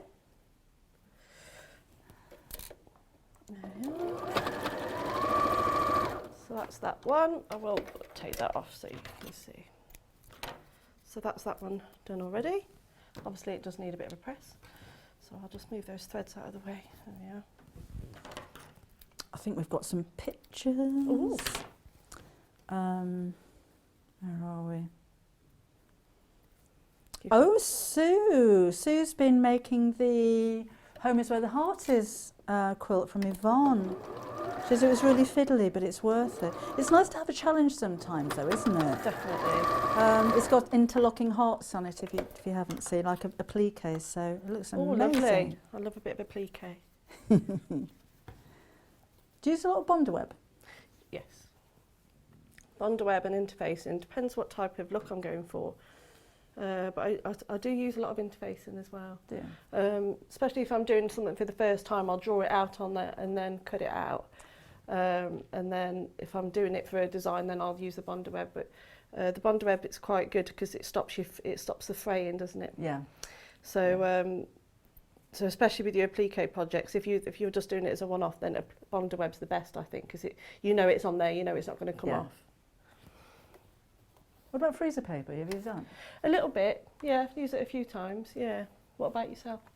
I haven't. I do use it. I haven't tried it for printing yet, but apparently you can iron it on the back of the fabric, and it acts as a carrier to go through your printer. Oh right. But I quite fancy, because if you've got an inkjet printer and then you iron the ink, it's permanent, isn't it? So I quite fancy a go at that. There's a lot of things I fancy a go at. It's just we need to sew another couple of days for the week. That's a bit challenge, wouldn't it? If you could choose another craft to do, what would it be? Do you know, I'd like to do woodwork, wood turning. Really? Yeah. I like I like doing upholstery because it's that getting the pincers and the pliers and tearing out the staples, and it's a kind of very physical sewing, but I like that kind of thing. And I think wood turning it's not gentle, is it? Have you ever had a go at it? No. No. I actually know a local artist at one of the galleries that I'm in locally in Stratford.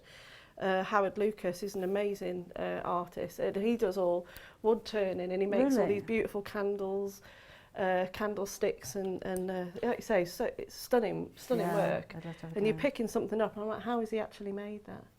So yeah, but you never know. He might let you come down to his studio and have a go. If you're watching Howard. Yeah. But or carving. I had an uncle who used to take a block of wood and just a knife that was worn down so much it was like just a tiny curved blade. And the most amazing Highland cattle he did.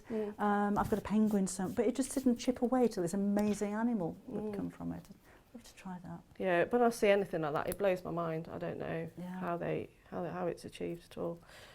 Yeah, I've always liked the idea of doing a bit of mosaic. Yes. Again, smashing it all up and then sticking it back together. It's a bit like quilting, isn't it? You get some beautiful fabric, you chop it all up, and then you put it all back together again. Oh, my hip just went there. Where did it go? I suppose you didn't hear that. Oh dear. Margot's emailed in. Hi Margot. And could we clarify what is available with free P&P? It'll take us quite a while because it's everything. So if you have a look on the website, and actually, did Jewellery Maker know about this? Because we share a website, have a look on the website, anything at all from Sewing Street, free P&P, whether it's in the show, whether it's not, anything that you order today will be free P&P. You need to put a code in, that's your code, Autumn Sew. When you go to our website, if you weren't aware, we're sharing a website with Jewellery Maker, and if you wanted to order anything from Jewellery Maker, it's also free P&P.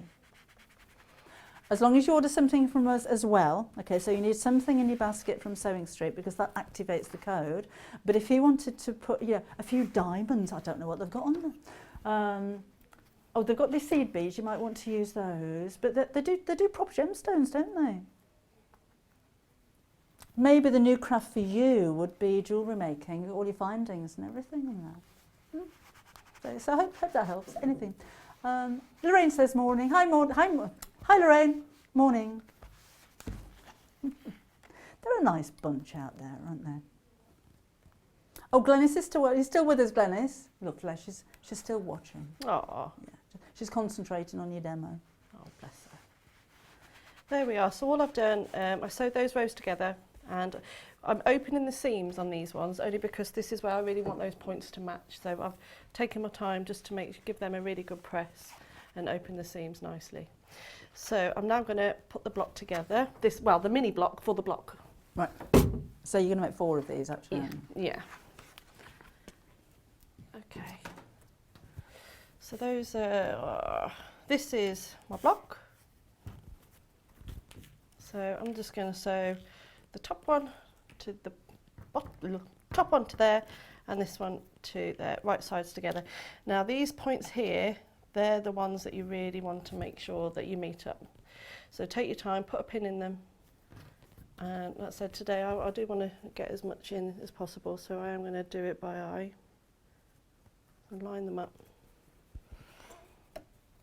And if you have the needle down position, then that way you can, keeps the fabric in place, just so you can have a look, just to make sure they're in place. So once you've gone over the one seam, line up the next one, straighten it all out. Just before you get there, I have a double check. Would it be on PC to use your fabric glue stick to hold the points together before you sew? Oh, I don't know. It might be a bit icky if you're going to press the seams open. That's a good. afterwards, That's a good. I've never thought of that. No, I was just thinking. Yeah, because on smaller projects like that, I don't use pins because it takes you as long to put them in and take them out as it just sew half a dozen of them. No, I'm not a huge pinner. No. But especially if you're new, I remember back when I first started doing quilts, I would mark out a 1/4 inch seam, I'd put loads of pins in there, and eventually I worked it out going, you're wasting your time. So those went out the window. There we go, I'm just going to line that one up again. And here we go. So you could do this as a bigger, just a big star, couldn't you? Just change the measurement slightly. Yeah. And some Christmas fabric would be nice, wouldn't they? Yes.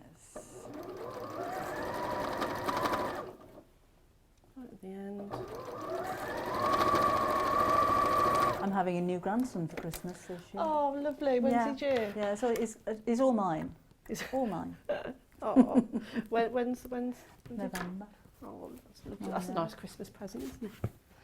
Any names yet, or not allowed to be revealed? Don't know yet. They change their mind every 5 minutes. So. Oh, little babies.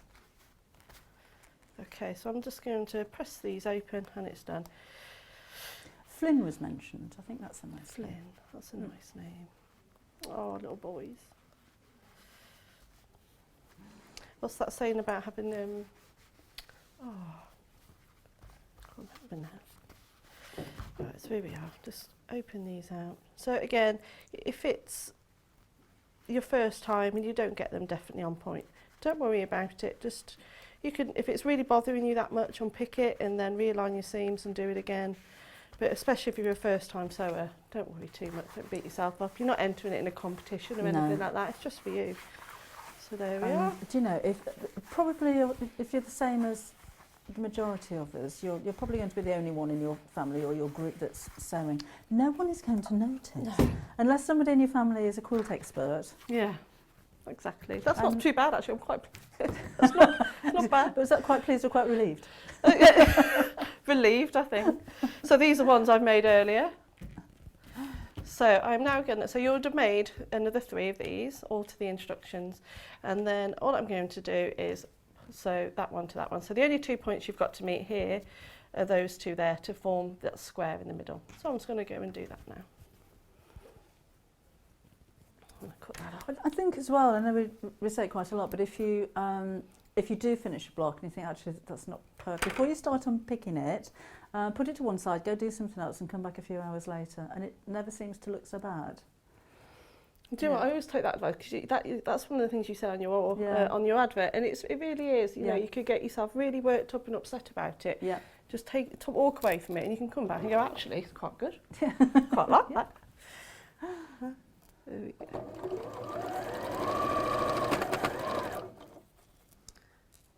There we are. Oh, it's comfy sewing without my shoes on.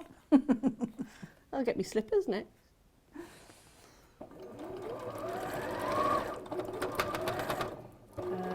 Just get it over that seam. There we go.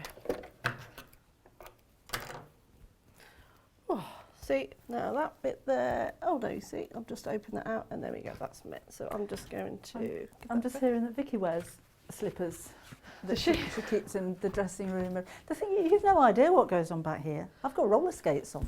I think it's because, do you sew with your shoes on at home? No. See, that's what I mean, I don't sew with my shoes on, so... And it's funny, when I stand up sewing, I sew with my right foot. And when I sit down, I sew with my left foot. Do you? I couldn't sew with my left foot.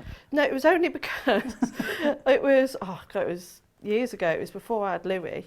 And I was sat and I was doing a lot, so I can't remember what I was sewing, but it was really repetitive with my foot. And I was always with my, so I'm right-handed, so I was, you know, you tend to be right-handed, right-footed. So I was using my right foot and I got repetitive strain injury with my right foot. Really? Yeah, so I had to move to my left foot, and since then I can't go back. Yeah. We have our quirky little ways, don't we? And then you'll just sew them together. Right side to right side, matching up that square. If this is just a block that you're buying on its own, it'd be nice to put some coloured sashing in between the little blocks, wouldn't it? Yeah, that would be nice, like a nice blue. And also, don't worry if your pinpoints don't mix up. What do you say? Is put a button on it. Yep. Yeah, make it a feature. Yeah. It's a bit calm in here this morning. It is a bit, isn't it? Yeah.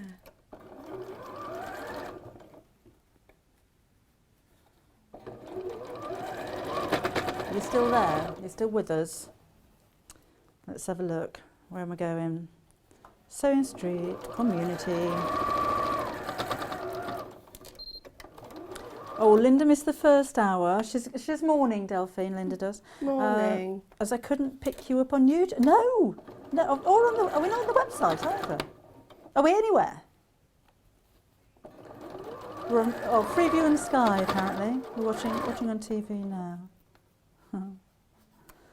Bernadette says you're doing a great job. Hope John's keeping well. There we go. How are we doing for time? Oh, I have to get cracking with the next one now. And then, I'll just give that a good press. And then, there you go. So imagine I've given it a good press. And Just like that. Just like that. Magic. All right, so let's go on to the next one now. So we're going to move on to block 12. So like I said, block 11, really simple. Just do those 4 stars and then sewing them together. This one is, even though the pieces are a little bit bigger, you do have to be careful because you are going to be doing a mirror image. Right. So just make sure you're very careful with how you put all your pieces out. Like you say, really make sure you lay all your bits and pieces. So I've already started the top. So I've pre-cut out all of my pieces, all to the measurements, obviously all in the instructions. So the main thing is with this, when you look at a block, sometimes it can look really complex, quite complicated. Just look at it and think, right, take it apart in sections. So obviously these 2 pieces here, think of that as a separate block. Right. And these pieces here as well. So once you've actually worked out how to do those, it's quite simply put together. So that's how we're going to do it today. So I'm going to try and keep it as simple as possible. There we go. Really important to lay everything out next to you. There we go. I've always cut out a little bit more than I need. And if you want to, like I said, you can give everything a little bit of a spray with some starch before you get sewing. See, it's like a jigsaw puzzle. I'm not very good at jigsaw puzzles. So that's why I'm double checking. There we are. There we go. And the piece there. Oh, Max, your code is autumn sew in capital letters. Okay. There we are. So once you've actually laid it out like that, it doesn't actually look as scary as you think, does it, when it's all laid out? At first, when you've got cut out all your pieces and they're strewn everywhere, it can make you panic a little bit, can't it? But when you lay them all out like this, there we go. So I wouldn't want to sew one on the wrong way round. Whoopsie. So we'll make sure we take our time and get it perfect. There we are. So it is worth taking a couple of minutes just to make sure. Right then, so we're going to start off by doing these two here, down here. So first of all, I'm going to sew the triangle together. Quarter inch seam again.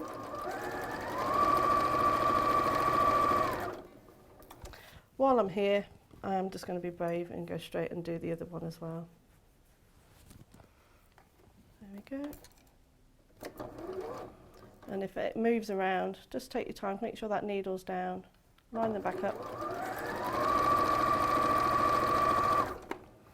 And this one as well, flip that onto that side.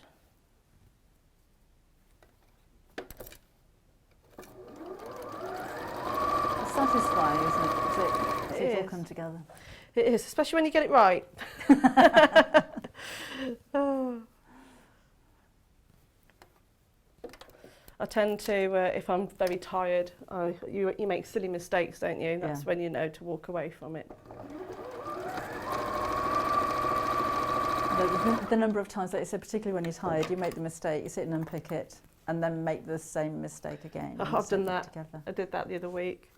That was when I know it was time to sit down and just admit defeat.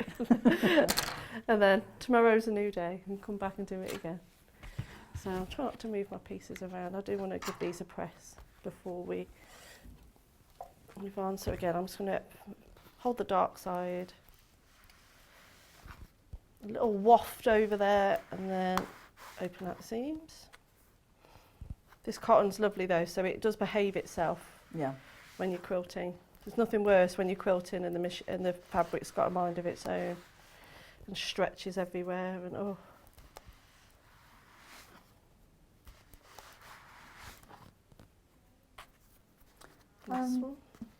Jane's messaged in and she wants to know how much plain fabric we're going to need. We're saying 2.5 metres, Jane.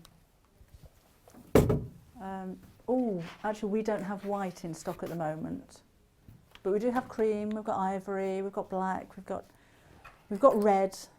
Red won't go at all. There's no red in here. Blue would. We've got blue, we've got green, we've got pink, they'll go. Not red, not orange. So I quite like the blossom if you did it in a nice powder blue. Yes, that would be nice. They're really elegant. Yeah. So trim off. So make sure you've got everything set up when you're doing this. You know, your iron nearby, you're cutting out nice and close to the sewing machine. Cup of coffee. Oh yeah. You got your how's your brew? I'm actually getting to the bottom of it while it's still warm. Oh really? Yeah. That's not like you. I know. Normally talking too much. This has been the last one though, I think. And there we go. And then, so I mean, it's a jigsaw. We put it together. There we go. So obviously you'll have the picture on the front of your instructions. So now I'm going to sew the squares together. Right side to right side. I'll do both as well to save on time. And I might as well we know you're for applique and obviously felting. Do you go through like phases? Because if I start quilting, then everything's quilted. And then if I start dressmaking, forget the quilting or bags or anything else, I'm all about the dressmaking. It all depends on how successful my last project was. If I did a really good quilt, then I'm like, oh, I'll go and do another one. And the same with felting. But I tend to change to have a break from the other. Yeah. You know, we're quite lucky that, you know, we do have lots of different things that we like to do. And do you do dressmaking as well? No, I'm not a dressmaker actually. Only because I'm a bit. I think with dressmaking with me, I know I have to stick to the pattern. Yeah. And it's a bit like when I cook. I don't stick to a recipe. I'm like, I don't want to put that in there. I wanted to put that in there instead. So that's how. The way I cook, I'm a one-pot cooker, you know, when you chuck everything all in and hope for the best. Whereas I don't think I could get away with it in dressmaking.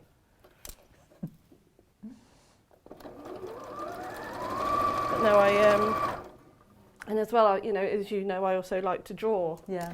So I find that quite peaceful sitting. Have a look if you're on Instagram. Have a look on Delphine's Instagram page. You've got some really beautiful images on there.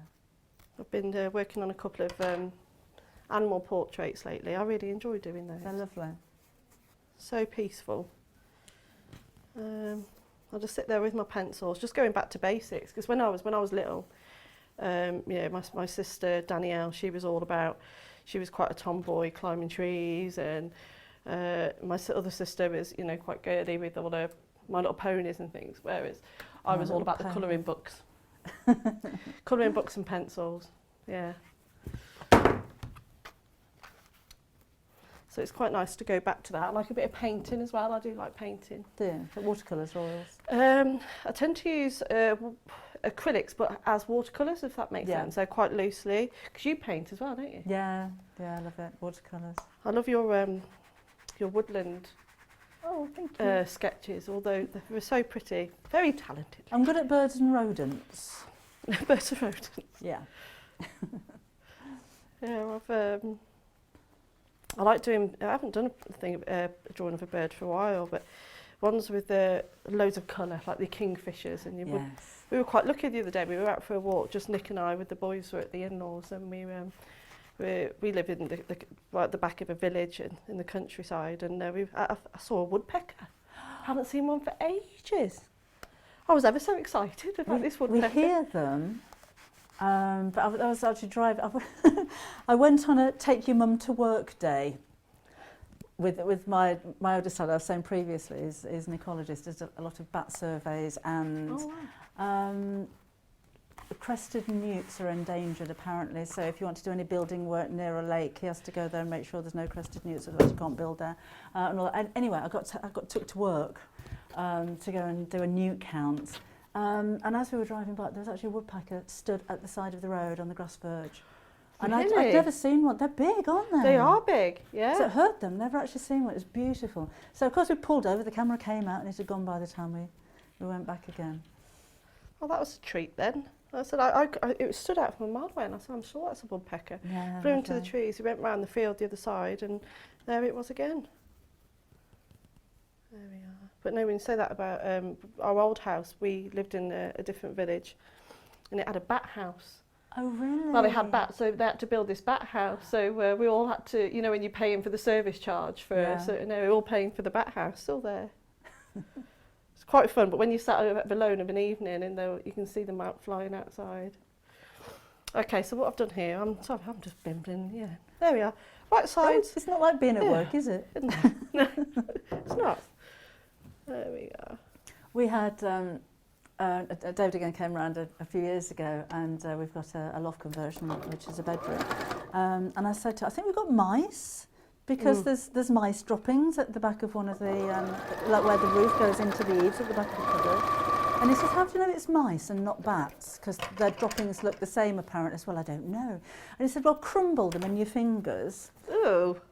Because no. apparently mice droppings crumble, but bat droppings are solid. I'd rather not know whether it's a bat or a mouse than go crumbling poo. You learn it all on this show. It's not just about sewing, is it? No. We learn a lot. Oh, there we are. Yes, we like to educate and inspire you, not necessarily sewing. That's the first on me. I didn't know that. I don't think I'll be going touching any though. We're getting to that time of year there where spiders are starting to come in though. Oh. Do you get any big ones? Because you live in the country, don't you? Yeah, I'm not a fan. Are you scared of them? Never hurt one. I wouldn't want, they move too quickly. I wouldn't want to touch one. Yeah, I can hold a tarantula. Oh no, oh no. Because they're like little mice. They're fine, but no, they're big like house spiders. Oh no, I couldn't hold a tarantula. I can't even watch it on the telly. Oh really? I'm that afraid of them, yeah. Aww. I don't know if I should be revealing that live on television. Luckily, Nick is amazing. He'll just pick them up with his hands. Yeah, Gary does. No. I think that's why I married him. I think it's one of the first things. Are you scared of spiders? No. Yeah, you'll do. Yeah, you're a keeper. Okay, so I'm now doing these little squares here. So I'm just doing the green one and the blue one right sides together. So it's coming together nice and quickly. We've got about 7 minutes left, Delphine. Can you stay? I think I will. I've only got to do the school run this afternoon. There we go. Put those ones there. So what are you making in your next hour then? Next hour is that my Shelley bag? I just can't remember what I'm doing 1 hour. Oh yeah, next hour is my Shelley bag, which is the Bosal one, and the one after that is Fabrics. Brand new ones for you today. Oh, Glenys. Oh, well done. Glenys has just placed her order for the 550. You're one of the very last few, Glenys, so well done. It's a lovely machine, very fast. I'm going to make pattern weights. Yes, Pauline, I'm going to make some pattern weights. Well, it's a book on toys that we've got coming up at 11 o'clock, and some of the toys are pairs. And I thought, actually, that would make a nice pattern weight, because I don't want to play with pairs. There we go. So there's all my pieces. I'm just going to give them all a press, and then we'll put it all together. Do you know when you're back again after today? I think I'm back just shy of 2 weeks. I can't remember the date. Okay. But oh yeah, I've got some good projects on the way. I'm excited about. Yeah. Yeah, I'm excited. You know what I'm like though. I do get excited over a bit of sewing. I do. There we go. Oh, I want one. Do you know? I'm going to treat myself to one of these. Much better than my clumpy iron. Yeah, so I think, yeah, beginning of October. No.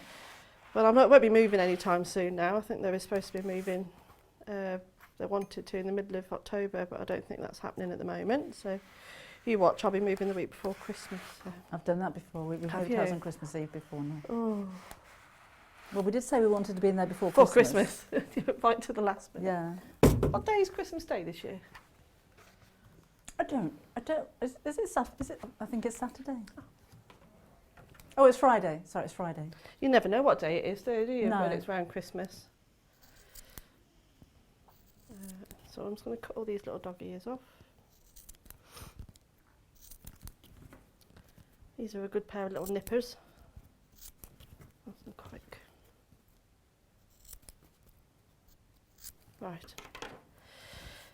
Now I'm just going to lay it all out. And then we'll sew this one together and then we'll finish it off. There. Okay. So I've laid it all out, so then it's right sides together, and just going to flip that on the top. Nearly done.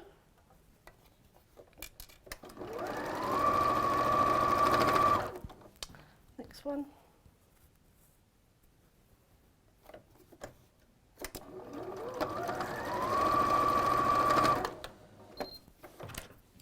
So just checking up on you.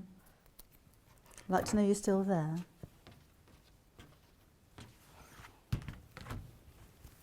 Don't even know what the weather's like out there. It was dark when we got here. It was chucking it down when I got up this morning.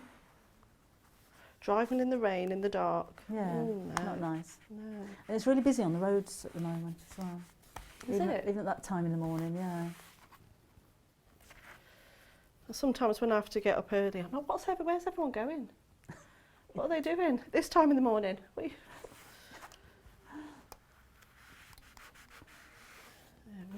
Oh, Christine says it's a treat seeing you on the screen so soon, Delphine. Oh, thank you.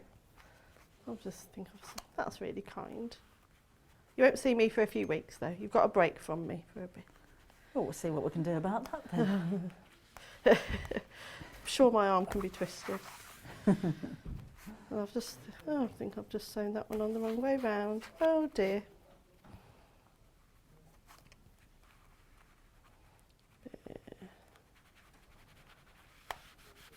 Right, haven't you doubting yourself?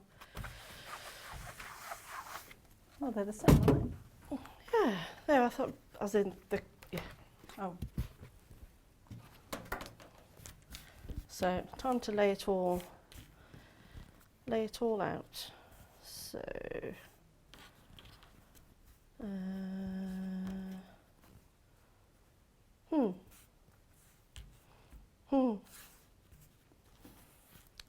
What have you done wrong there, Delphine? Right at the end again. Typical. That's... Can't see. No, I can't work out what I've done either. I should have put them the other way. What? Quick, quick, quick. I'm quick at unpicking. I'm used to unpicking. Always at the end, isn't it? It's always at the end when I'm rushing. Yeah. Shall I give you a reminder of what you're actually getting? So, this is the block that Delphine's working on. So that's what it's going to look like when it's finished, and that's the size that you're going to get as well. You will have a panel to make it, so that's just an example of what it's going to look like. So there's your panel. And if you weren't watching earlier, a great tip for these have actually got the names or the numbers of the panels written on them. So cut those out and save them, so you can identify which one's which. So this is the rainbow colours. You'll need about 2.5 metres of fabric for the backing and the borders and everything. That's for the whole thing if you're going to make the whole quilt. So that's the rainbow. And then this one is the blossom version. So again, that's the finished one as it's going to look when you're done. And this is what you're getting. The £7.99 P&P free and everything. Full instructions included, like pages of them. For £7.99, all 100% cotton as well, and exclusive to Sewing Street. Are these shows going to be on YouTube later? They are being recorded, so these will, although we're not on YouTube live now, Elliot obviously hasn't got the power that he thought he had. Although we're not on YouTube now, they will be repeated later on, so you can come back and watch Delphine's demonstration from the first block, which is this one. This one. So this is the rainbow. So you've got 4 little blocks within a block for this one, but it's all squares and half square triangles. So it might look complicated, but it's all the same shapes repeated really. So that's your rainbow version, and again, that's your panel. And then your final one, and instructions again included, and then finally this is same design. So again, that's block 11. There are going to be 16 blocks altogether, so there's still another 4 to go. But we're doing these fortnightly now, so you get 2 a fortnight instead of 1 a week, which normally would save on your postage a bit. But not today, because it's free P&B today, all day, anything that you order.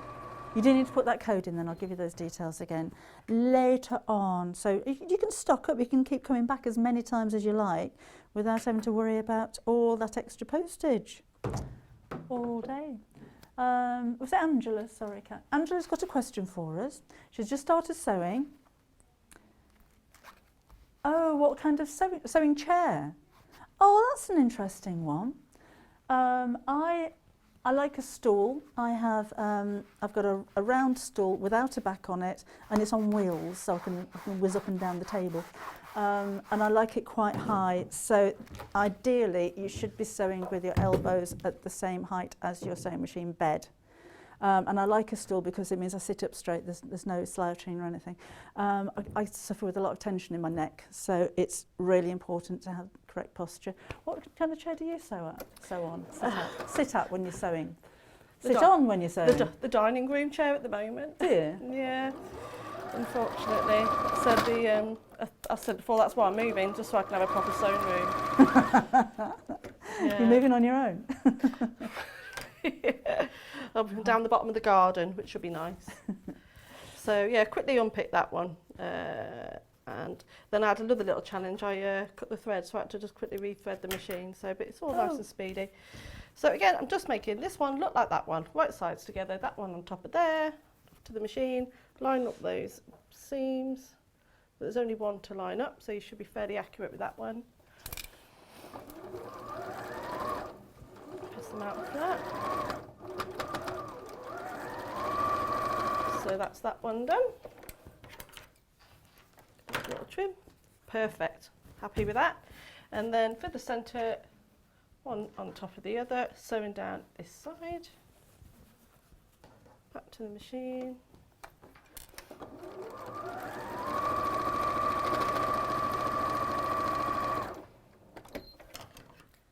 And last one on top of there.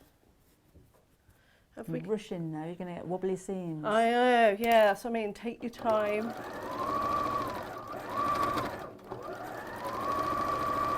There we go. How much time have we got left? Oh, as long as you need. Oh, lovely. Within reason, we knock Within off at reason. 12 o'clock. So I'm just going to give it a quick press and then we'll finish it off. It's coming together quite nicely now. Sorry, Debbie, I've made a bit of a mess around here. Oh, it's all right. Elliot will come and clean up. Is he in there? Just trim and finish threads. Open out your seams, especially if you want them to meet nice and tidy. And this iron's really good to getting in there, aren't they? Yeah, have a look on the website for that little iron. It's a prim iron. Pim. Open those little ones out. Lovely. So that's that one. Where's my other one? There it is. So I wasn't taking any notice. You're pressing the seams open? I'm pressing these seams open only Okay. so I can get the points to meet. If I'm sewing with larger pieces, I just tend to press to the one side. But if I'm doing some quilting with some quite small pieces of fabric, I'll open out the seams. Right. I don't think there's a right way or a wrong way, is there? It's just my little... There we are. Obviously at home, take your time doing that bit. There we are. That's not too bad. There we go. They're all coming together quickly though, aren't they? Yeah. Considering, I know you did the cutting out, but that's almost 2 blocks in an hour. When I had a practice at home, yeah, about an hour. Yeah. And then we're just going to finish it off. So I'm going to flip this side one onto the top. Line up the... Have you got points to match there? Yes, I've got where the square is here. This is the bit that we want to meet. The top of the pink of the square. Those are the points that you want. Don't worry about this one. Your eye is always going to be drawn into the centre. So you have got the points, these 3 here, but make sure this square is the most important one. So if you do go a little bit wrong on one side, this is the bit where you want to make sure that you're perfect. Okay. Obviously, you want to make sure you get it all perfect, but don't worry about it if you don't. Here we go. So I'm just lining that one up because that's my most important one. And then, there we go. Nearly there. They're having a good old laugh in the office, aren't they? I don't know, what's the... Can you hear that? having a good giggle in there this morning. I don't think you would have heard that at home, but they're having a good old giggle in there. Didn't notice any management in today. That's what they do. Having a party, they were off to Greg's when I walked in here. Anyone want anything from Greg's? I was like, actually. There we are.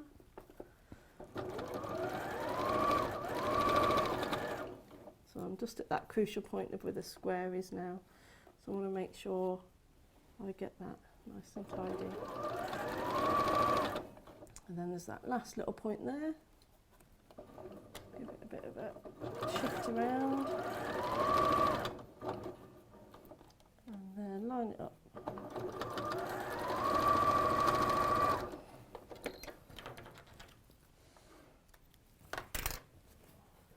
There we are. So that bit I'm a little bit out. So what I would do if I was at home, I'd unpick that, an inch either side, reset it and press and it will meet. Okay. So put that one onto that one. But that's only if you're being really picky. Yeah. Like you say, if you're just doing this for yourself, it doesn't matter anyway. It depends how OCD you want to be about it, which I tend to, if it was me, I'd do one pick and Do you? It's go gonna be again. perfect. Yeah.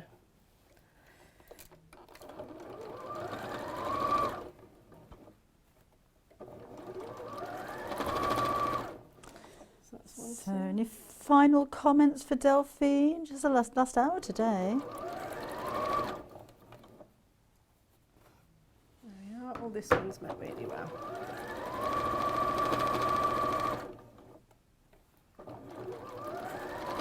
And last. I'm hearing that normally after the end of the 11 o'clock hour you stay behind to help pack everything away. I do. I'll help out. Are you going to hang around till... You never, I don't know what they're going to get me to do in there yet.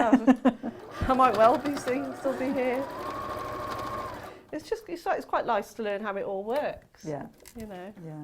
And they're such a lovely bunch. It's just nice having a bit of a chat. Hearing about Paul, he's going on a date on Friday, learning about new little puppies, and such a lovely bunch. There we are. There we go. So I'd give that a really good press, and then you've got. There we are. Fabulous. And then you've also got it in the blossom colourway as well. Lovely. Thank you very much. No problem.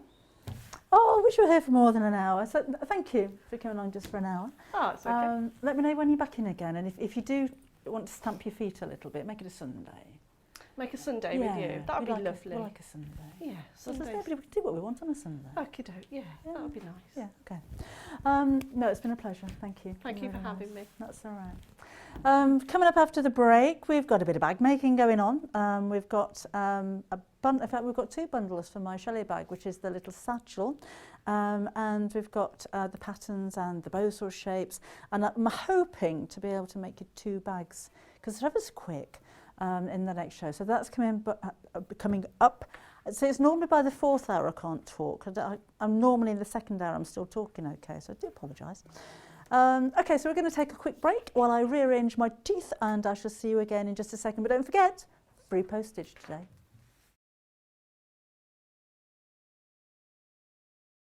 Shopping with us couldn't be easier. If you want to shop online, then you can head to our website, www.sewingstreet.com. It will redirect you to our sister channel Jewellery Makers landing page. Don't worry, you haven't gone to the wrong place. We're simply using their website temporarily while we're building our own web shop. Scroll down past the Watch Live part and you'll see all of the products that you will have seen on air on today's live show. You can also shop our catalogue by clicking a category, clicking a product to view closer, and adding it to your basket. Once you're ready to check out, you will need to create an account, which is absolutely free to do so, but it will mean that you can check out on as many orders as you want throughout the day with still only paying 1 postage and packaging. If you'd prefer to speak to somebody in our UK-based customer service team, then you can do so via the free telephone line number 0800 001 4433. They will not only help you create an account, but will also help you with any of your online shopping.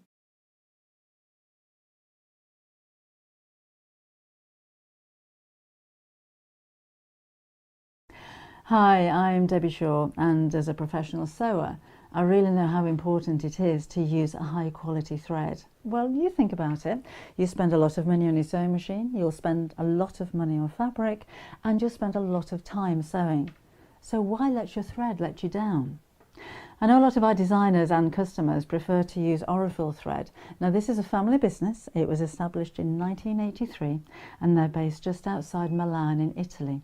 They produce superior quality threads for domestic and professional sewers alike, and they've achieved worldwide success with quilters, sewers, embroiderers and textile artists who all appreciate the versatility and the strength of these threads. It's all made from Egyptian cotton, which is grown just at the side of the River Nile, and Aurifil only use the long staple threads, which gives their thread that strength. Each one of these threads goes through 15 steps before it even gets onto a spool and then comes to you to use in your sewing projects. Now at Sewing Street, we've collaborated with Aurifil and we've brought you 2 collections of threads. So we have the Quilters collection, and these are exclusive to Sewing Street. We've done a lot of research with quilters, and these are the colours that you prefer to use. So we put a whole collection together for you. The second collection is the Essential collection. So this is for the homemakers, for the bag makers, for the craft sewers, for the dressmakers.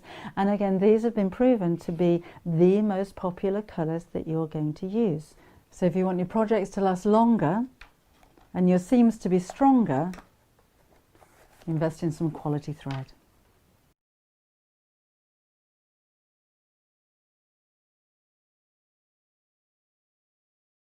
Did you know that if you shop with Sewing Street, you're only going to pay one lot of postage all day? That's one payment of £3.95, no matter what you're buying. And you can check out as many times as you like without having to pay another delivery charge. So shop online at www.sewingstreet.com, or you can order via our call centre, which is 0800 001 4433.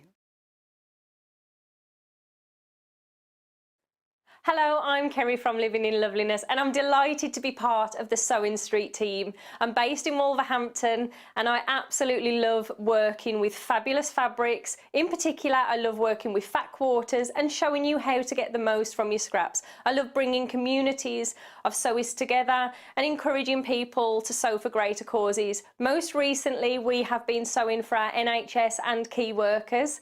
I look forward to bringing you hints, tips and techniques. I'll see you soon. If you'd like to get in touch with us during our live show and send in any messages or any questions, then you can do it on studio@sewingstreet.com. Alternatively, you can message us on our official Facebook page.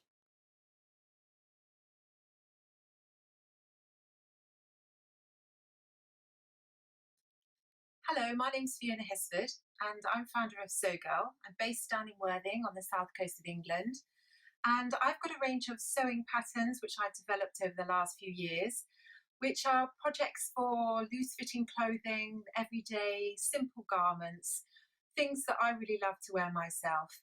And I'm going to be bringing you them to Sewing Street over the next few months. So I look forward to seeing you then. Bye.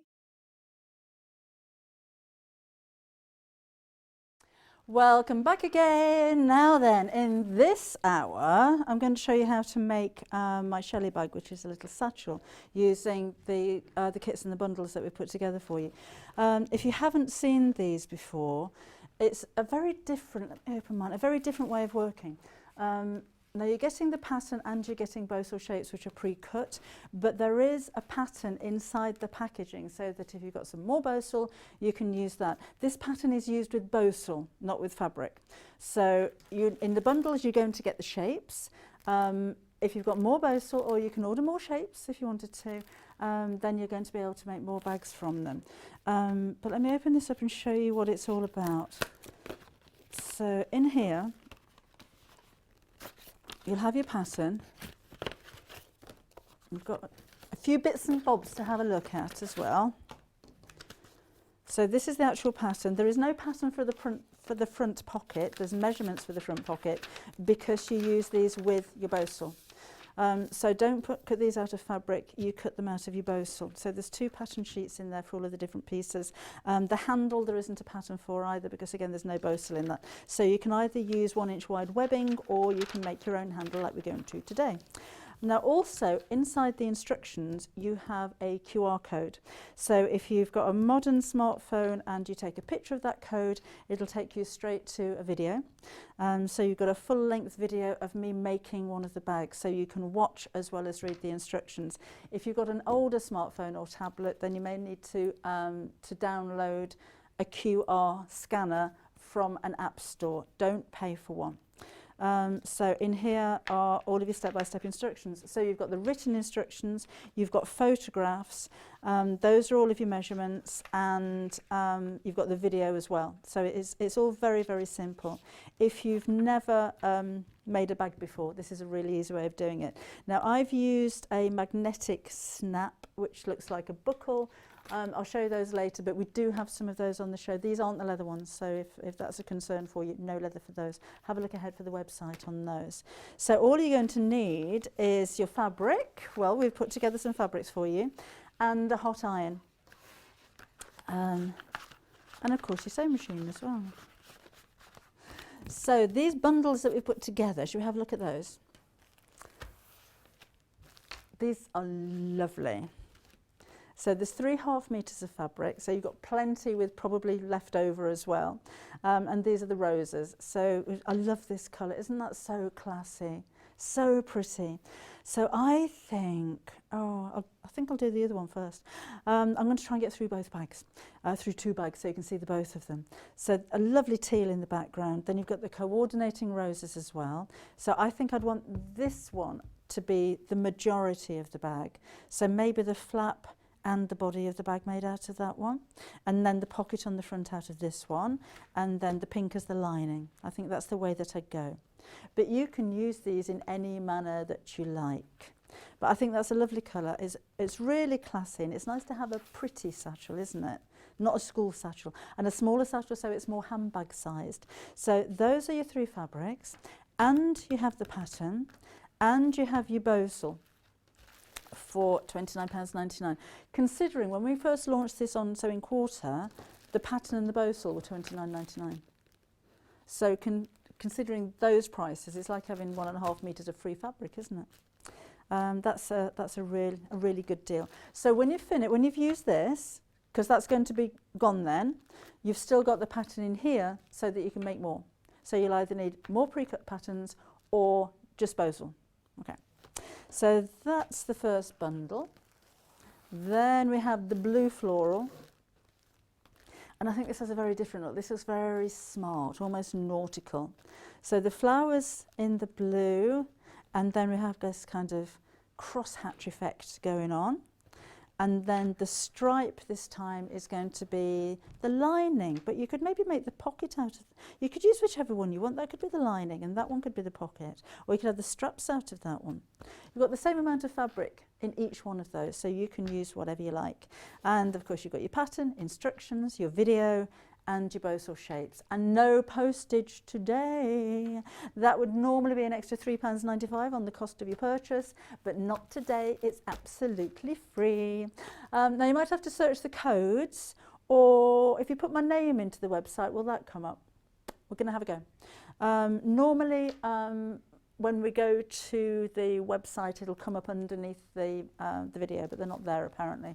While you're there looking at codes, use this one when you get to the end, because that's what's going to give you your postage free.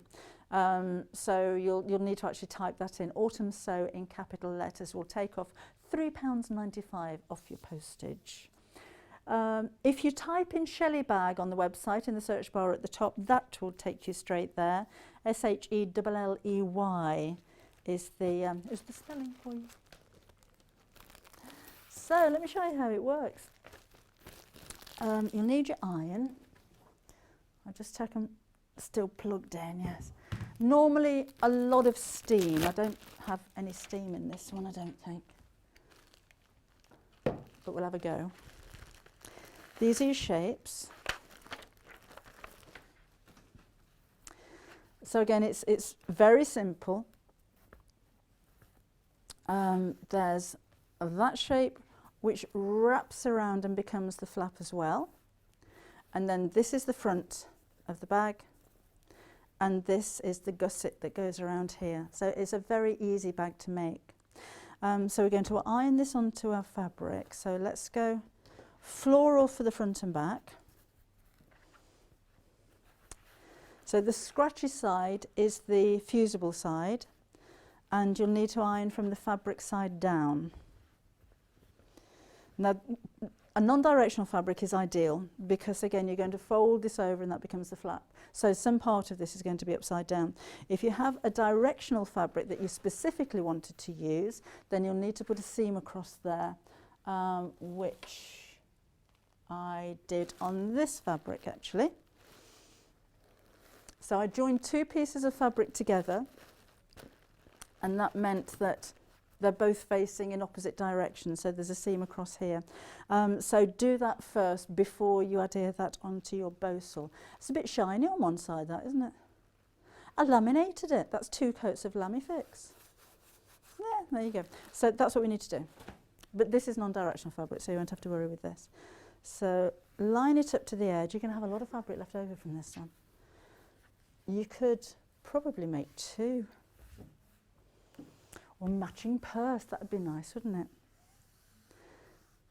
And then nice hot iron. And again, normally with steam, your Bosal will take quite a lot of steam. It loves it. So just gently from the centre outwards. Now, I'm not going to quilt this one, but it does look lovely quilted. If we've got time and I make up a second one, we'll do a bit of quilting on that.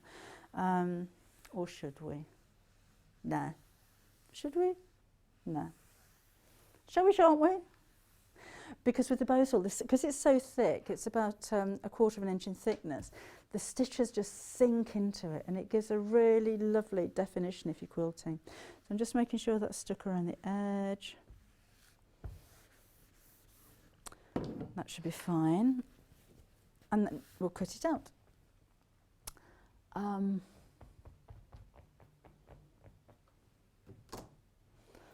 got a cutter. Scissors would have been easier for that bit, but so I've got a little balloon, that'll be big enough. Thank you. I'll cut the straight pieces with the rotary cutter. Come here.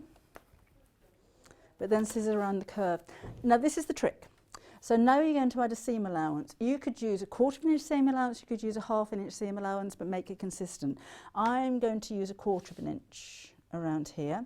So I'll need to cut a 1/4 inch larger than the Bosal. So I'm going to cut the straight sides and then I'll cut the curve with the scissors. If you wanted to mark that, if you find it easier, that's fine. And again, if you feel more comfortable with a larger seam allowance, that's absolutely fine as well. But it's just important that it's consistent because we're now going to use this as a template to make up the lining section. So, and this has got a nice frosted edge so you can see the 1/4 inch marking really easily. So I'm just going to follow that 1/4 inch line around the curve. Like so. And when you come to sewing curves, it can be quite difficult. You're going to sew up against the Bosal this time, so there's no trimming back the Bosal into the seam allowance. That is the seam allowance, and you'll always get a beautiful curve because you're going to sew around here. It's the easiest way to make a bag, if I say so myself. I'm not going to put the pocket on the front of this one. I'll put that on the next one. So the pocket measurements, because the patterns are used with Bosal, there's no Bosal in the pocket, so you'll just have the measurements for that. So that again is for the front and the flap, so that does that. Then we'll do the same with the bottom piece, which I think, actually, I think that. I was going to use that for the lining, but I think that looks better on the front. So I'll do the front and the gusset out of this one. So again, you can have loads left over. I could do the lining as well out of this one. They've given you far too much fabric, you know. So that goes there, and this is the pocket. And in fact, I'm going to have the stripes going that way, I think. Right, now then, if you've got a specific, like I want this to be perfectly straight, so the lines go straight across the top here. So normally, and allow yourself a seam allowance, remember, normally you iron from the front to the back, but I can't see from the front if that is really accurate. So what you're going to do, again, you have steam in your iron, is just to secure it. So blast of steam goes all the way through the foam. I've got steam in there. And then that'll hold it in place while you flip it over. So let's line that up there. Just make sure that's straight. Because it would look very odd if that was a bit wonky, wouldn't it? Okay, then we'll iron. And we'll do the same with the gusset piece as well. So this really is a little bit like putting together a jigsaw puzzle. It's so simple to do. And again, with that 1/4 inch seam allowance. So if you've got your rotary cutter, that's going to be the easiest way to do the straight lines.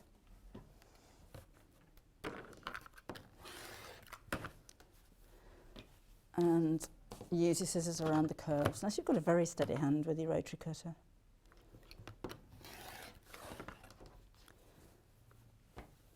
And down the side. So do remember to leave yourself enough room when you're putting the Bosal down. You know, don't put it right up to the edge of your fabric because you do need that seam allowance. And that actually gives a really nice crisp finish around the seam as well, because you're not cutting this back into the seam. So, whoops, so again we'll trim this into the curve.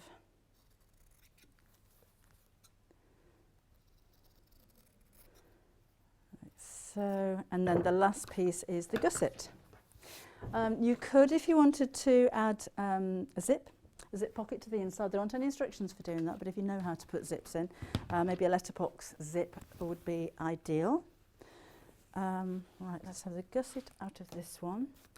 I'm just going to, pop some water in that little iron so we can get some steam going on. Hey, we're live on YouTube now. Woo! Are we live on Facebook as well? Nah, just YouTube. That'll do. See, maybe Elliot does pack a heftier punch than I gave him credit for earlier. He's done something, hasn't he? Right. So again, I'm making the most of that fabric. That's already cut there. That's nice. And steam. Have we got steam on? Yes.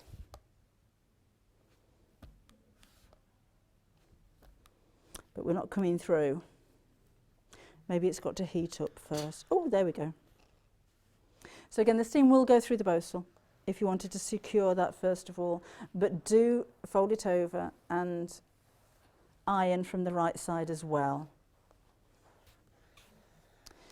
So have you used Bosal foam at home before? It gives a really nice sturdy feel to your bag, but it's still quite soft and squishy, so it's a nice medium to work with.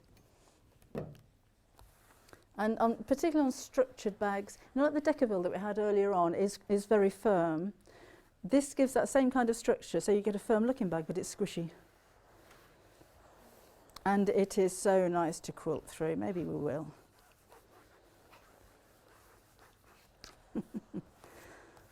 Or where are we? We could save it for the next one. No, we'll do a little bit. You might not get around to finishing the next one. Right, so that's that. Oh, hi, Anne. What's it like in Great Yarmouth today?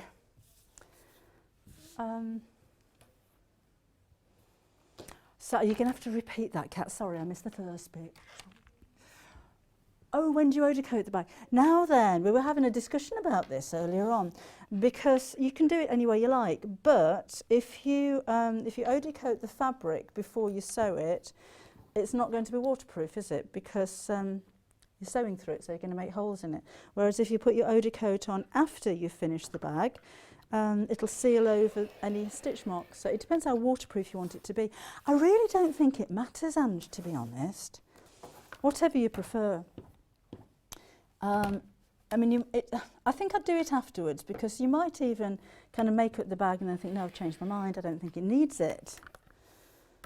And it also means that you're only Odorcoating the fabric that you're using, so that there isn't any kind of wasted fabric, if that makes sense. I'm saying after. Hey, we are live on Facebook. Hello, and on YouTube. Oh, Elliot, I'll make you another coffee when we've finished. How's that? I might even take you down the pub and buy you a pint. It's not going to happen. It's not going to happen. So we're live. Let's have a look. We'd better just double check. So we're live on Facebook. We're live now on YouTube. And oh, look, here we are. And we've got free P&P as well.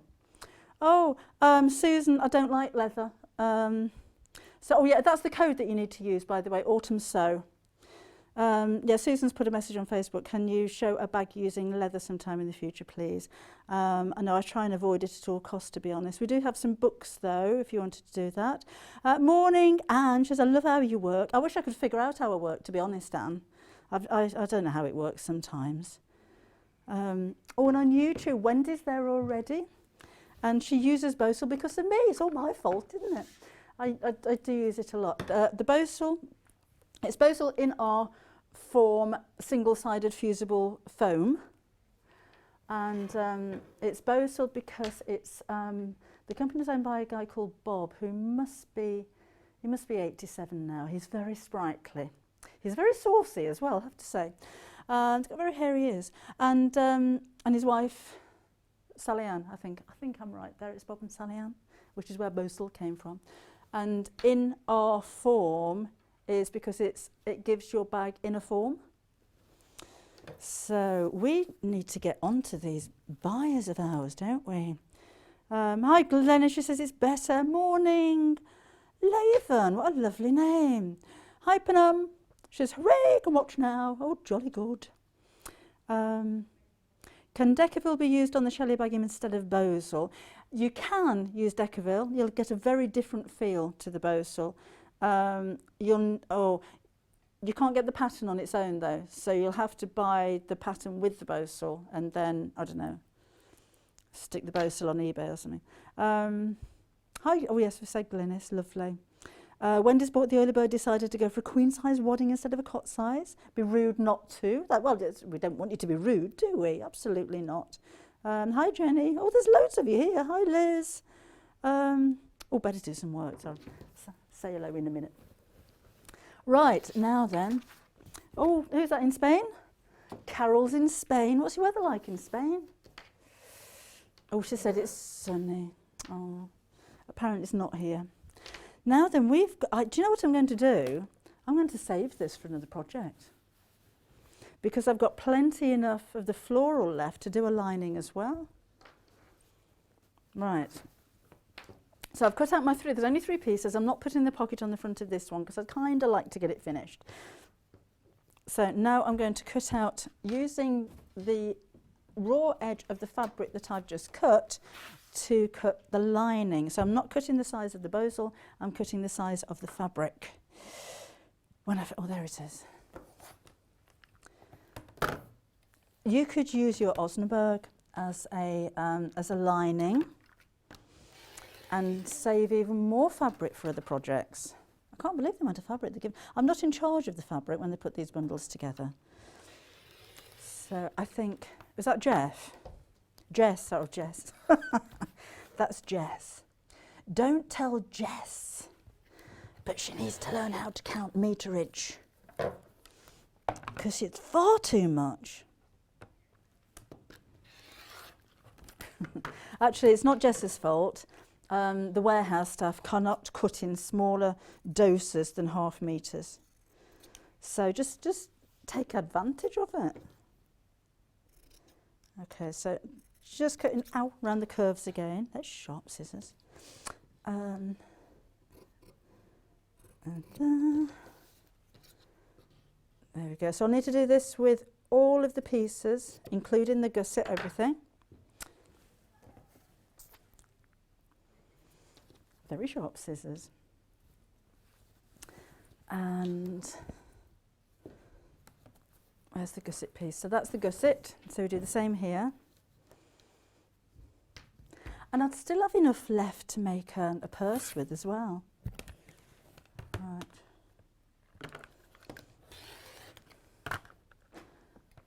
And there. And again, I've got enough to make the handle and everything with it. I think I'll do the handle in the blue stripe. The strap, sorry. You could make it adjustable if you wish as well. So if you have more hardware at home, if you've got rectangle rings and sliders and all of that kind of thing, then you can add those to the straps as well. The instructions are very simple though. This is for the simplest form of making a bag. So if you've got any kind of embellishment, then you can add those as well. Right. So live on Facebook, live on YouTube. Are we live on our website as well? Hopefully. And we've got free P&P as well. Now you do. Oh, we're live on the website. We're all over the place today.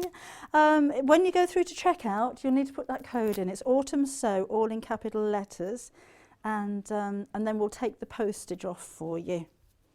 And that's of anything that you ordered. It's not necessarily just in this show. That could be anything on the website at all that you wanted to order. So that's that. I'm putting these to one side because I tend to lose those. And another gusset piece. Ooh, I'm struggling with that one. We'll do a stripy one, I've got plenty of that.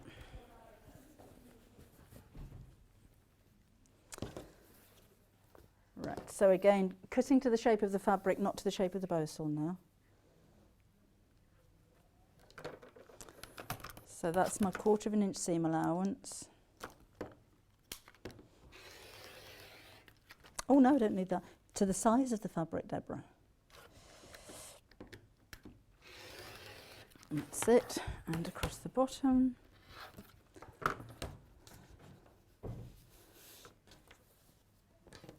And down the side. Debbie's asked if you can buy Bosal on a roll. I think you'll need to go to a wholesaler's to buy Bosal on a roll. They normally do pre-cut pieces, which we don't have yet. God, I must start nagging. I must start stamping my feet and acting like a diva. Yeah, I'll have a word with Elliot. Yeah, he's got stuff done today.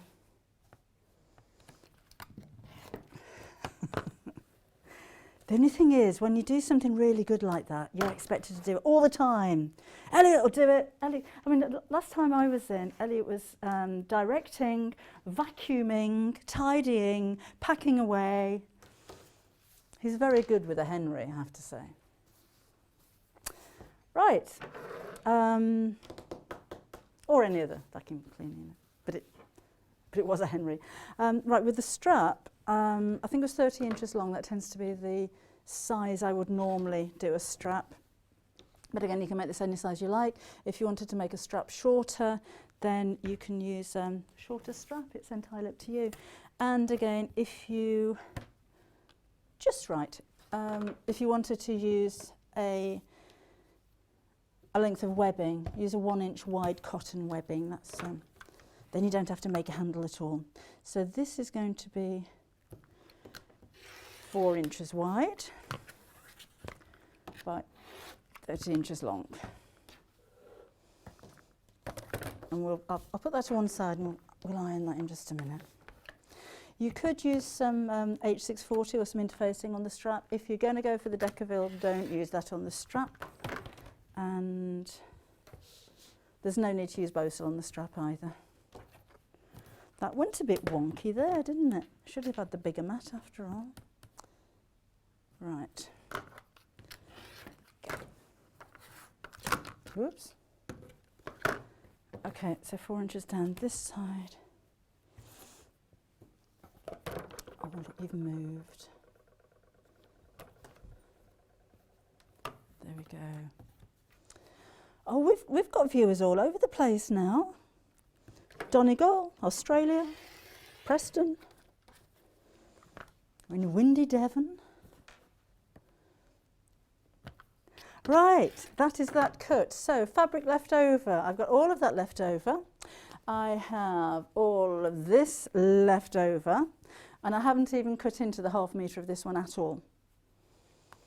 So you could easily actually make 2 satchels out of that, let alone a matching purse and everything else. That's that for the cutting. Let's get sewing.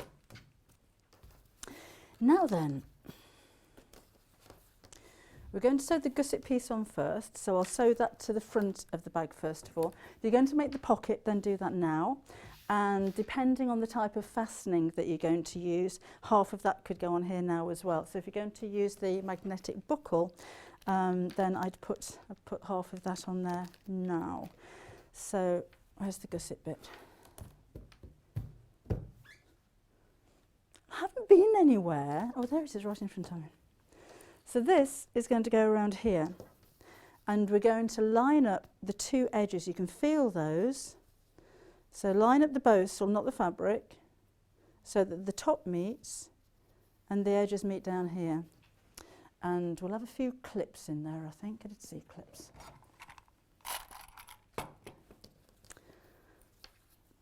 So these will reach all the way over to the Bosal.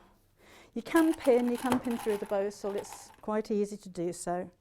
It's just easier if you've got the clips, and they are on the website. Now when I come to the curve bit, I'm just going to snip into the seam around here, and that'll help it sit flatter. Not all the way up to the Bosal, because that's going to be my stitch line. So just a few snips around there, and then it sits nice and flat. So the edges are together, and more importantly, the edges of the Bosal are meeting around there still.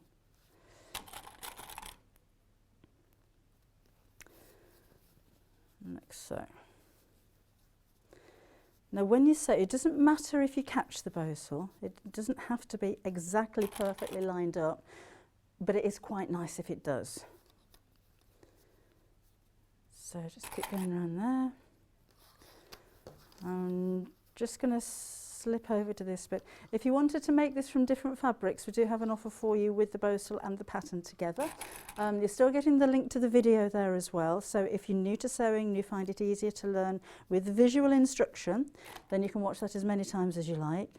And remember, the pattern itself, the paper pattern, you won't need when you go for this bundle because you've already got your pre-cut Bosal shapes, but there is a paper pattern in there that you can reuse with more Bosal.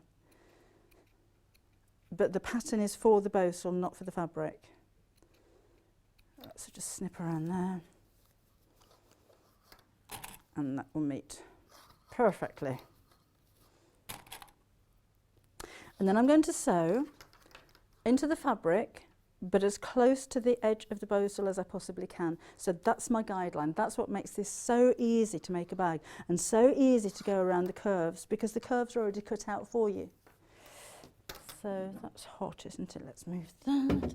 So glad we're back on Facebook. I love this. Oh, and you're chatting to each other as well. Sharon says, what cotton or thread? Is that right? Because you got cut off. You got cut off halfway through your message. I tend to use a Gutermann Sewell, which is a polycotton thread for everything, actually.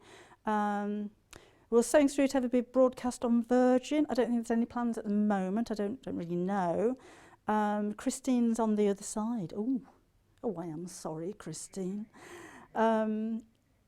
Marie's in Australia. Wow. Veronica in Donegal. Oh, thank you, Linda. Jack is in Worcester. Morning, Christine. Oh, Leslie, Bernadette. Oh, that was the rest of the message. This is Sharon. What cotton or thread is best to use for bags? I don't tend to use cotton for bags because if you've got a cotton polyester or a polyester, it's stronger. You'll get a stronger seam. So again, Gutermann Sewell is the one that I tend to go for, which is, I think it's cotton centre and polyester wrapped around the edge, or it might be polyester with cotton wrapped. I can't remember, but that's the one that I use anyway. Right. So just with a straight stitch, I'm going to go down to a 2.2. The smaller the stitch, the stronger the seam.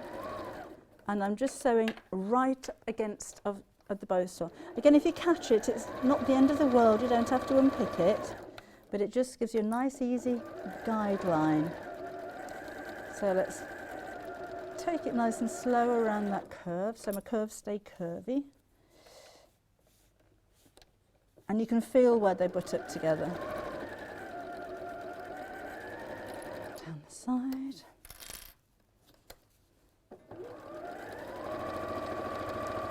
It's such an easy way of sewing accurately.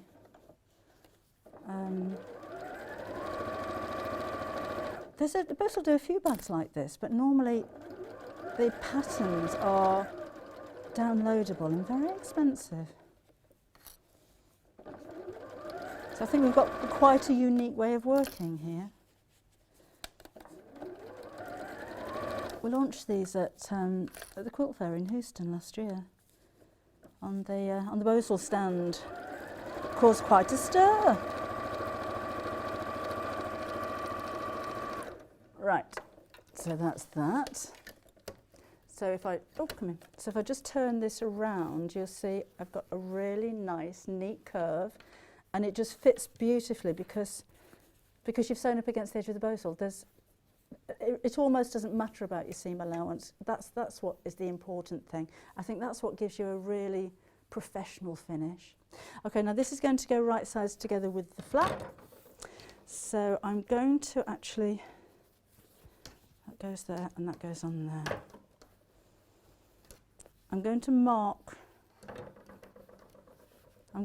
each side here with my air erasable pen, which you wouldn't buy on its own, would you? At £3.95 postage for a pen is ridiculous, isn't it? It's only £4.99. That almost doubles the price of your pen. But when you're not paying postage. All right, I'm just lining up here. And I'm just going to make a little mark at the side, because the last thing you want is the base of this to be sat in skewith. So that's a good word, isn't it? I don't know how to spell it, but skewith. Then what I'm also going to do, just to double check that that's a straight line, is to measure it with my ruler. So if this is straight, then that's straight, so that's fine. And then again, right sides together. We'll clip this in place, just the same as before. So bump up the two edges together.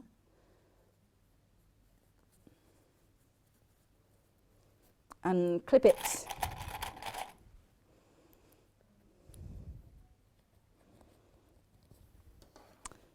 And then, hi Genevieve. Enjoying the set show as usual. She says, thank you very much. And she says hello to the team as well. They say hello. Oh, Wendy says it's cold and windy in Lincoln. Great. Is it blue skies? Oh, we've got blue skies in Redditch. I've got to head off to Lincoln now. I'm never going to get my dog to go for a walk, am I? She's terrified of the rain.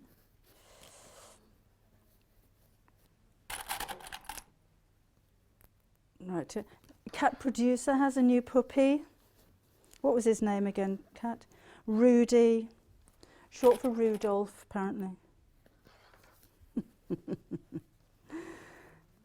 Who apparently is also scared of the rain. No, my dog she's terrified, honestly.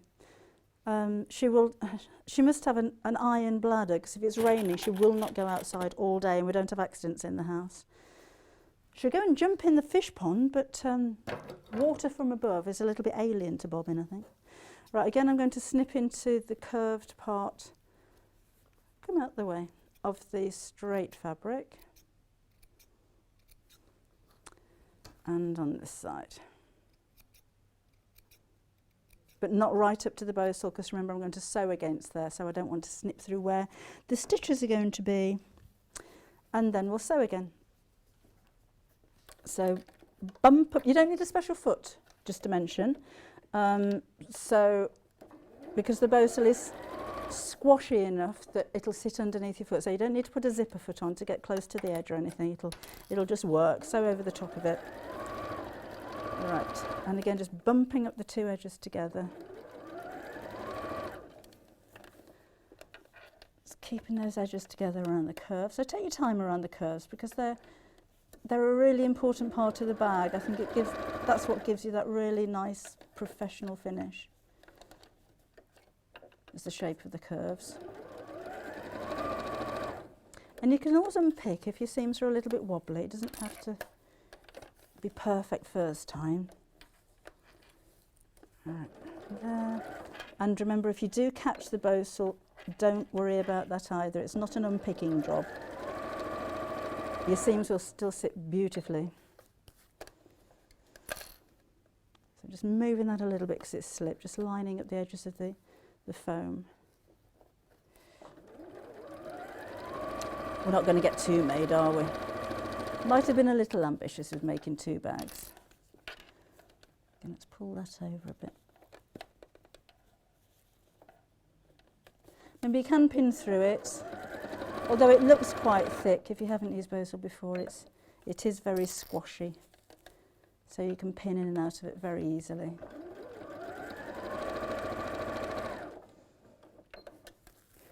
Right, almost finished down this side.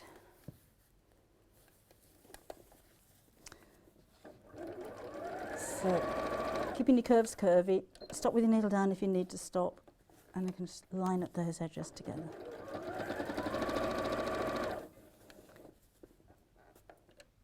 Down you go.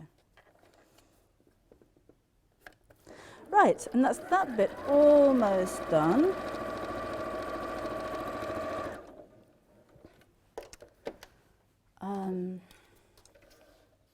Now at this point, you can turn it the right side out and check that your seams are good, that you've got close enough to the Bosal to make a really nice curve. And if you haven't, you can just go back in again and sew over it again. So that, I think, is looking absolutely fine. Shall we put, let's put one of these on. Hi Leslie, oh her dog doesn't like the rain either. When it starts to rain out on a walk, your frog marches me home. Oh, do you know Bobbin is quite a strong dog. If it starts raining when we're out, I haven't got a hope. I'm like this all the way back again. She dragged me over the road. She adores the postman. Gaz the postman, because he gives her biscuits. So of course if we're out for a walk and the postman's out and about on his rounds, she will go tearing across no matter whose driveway we're going down or anything, because she wants a biscuit off Gaz. So yes, I've been seen flying through the village on the end of a lead on many an occasion. Okay, that's going to go there. Now I've got a cheat for you. My favourite glue. Don't glue over where you're going to sew. And remember, we've got a seam allowance going on here as well, so that's where that's going to finish. So that's where I want my clasp to sit.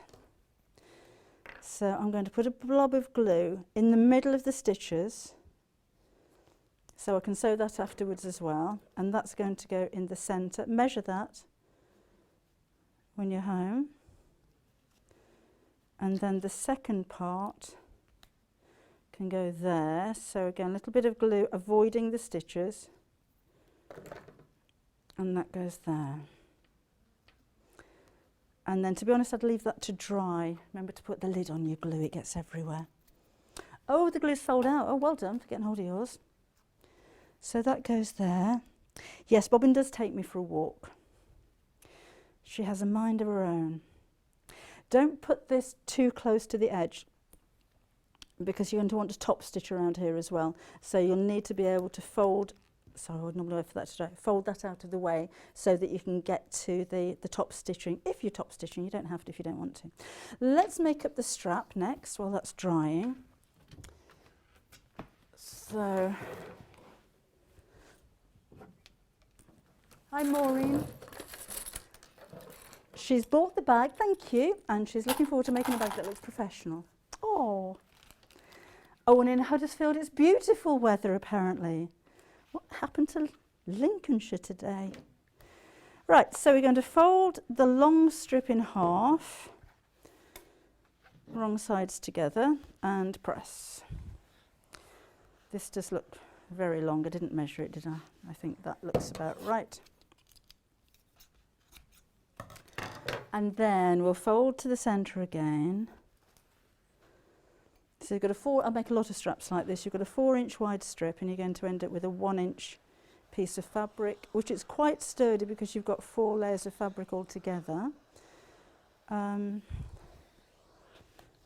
again, you could use some best press or spray starch, make it a little bit stiffer if you like.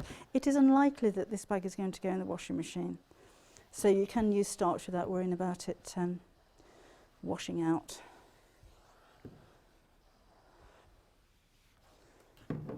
And then all of this is going to be folded in half again and press, and then I'm going to sew down both sides.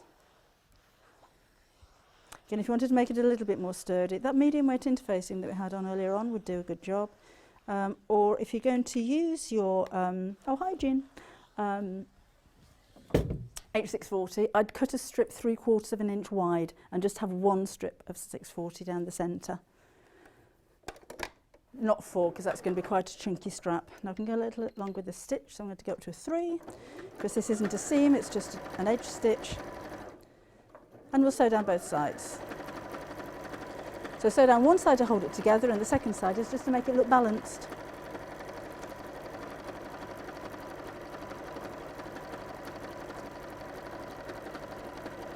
You could use some of your decorative stitches if you've got fancy stitches on your sewing machine at this point. So, was that Sophie? Oh, Sophia, hi Sophia, she's could a beginner do the bag. Sophia, I can't think of an easier way to make a bag. So absolutely yes, because the pattern's already been cut out for you with the Bosal shape. And it's basically assembling the pieces together. It's really, really simple. And because the Bosal's already pre-cut into the curve shape, that tends to be normally the tricky bit with a bag like this for a beginner. You're sewing around a curve that's already there. You're not, you know, making your own curve, so to speak. Right, so that's that. That's that. This is going to go facing downwards to each side of here. So again, we'll have a clip there. Make sure it's not twisted as it comes round. And we'll have a clip there. And I'm just going to sew that in the seam allowance. So not through the Bosal, just through the fabric. So I'll do that from the inside. So that's just like a tacking stitch, just to hold it in place while I construct the rest of the bag. And the same with this one.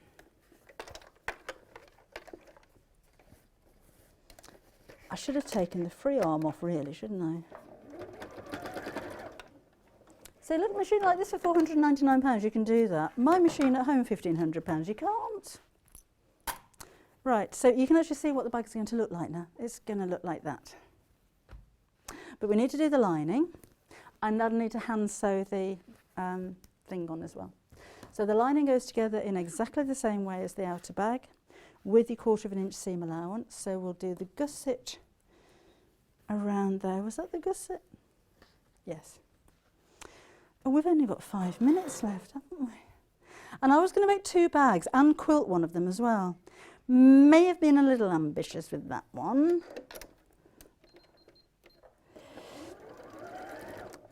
So, right. See, I'm blaming Facebook. No. Elliot, get us off Facebook Live. That's going to cause a stir, isn't it?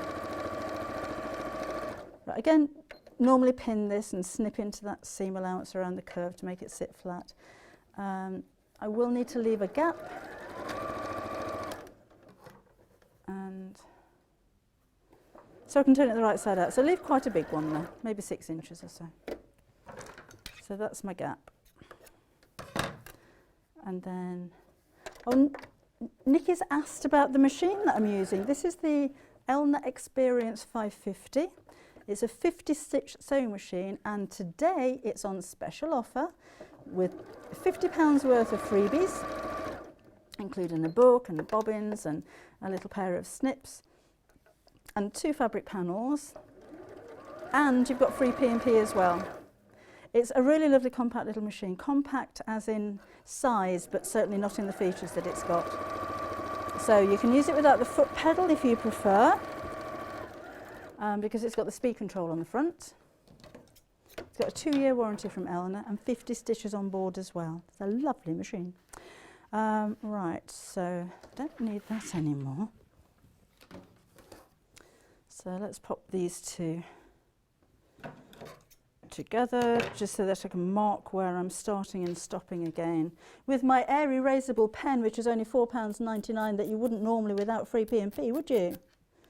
Don't iron it though, because if you iron it, it becomes permanent, and that's not what you want from a temporary pen. So again, you'd normally pin that, pin it or clip it all the way around, and then we'll sew. So we're over here. Yeah, but lots of pin. Just make sure that you are that you do pin it. That's important.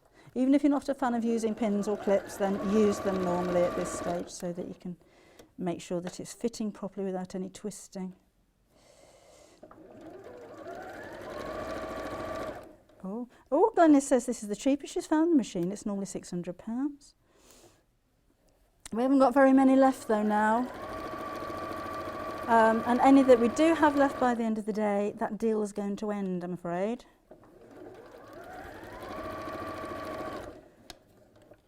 Right, around the curve again. and back down the long side.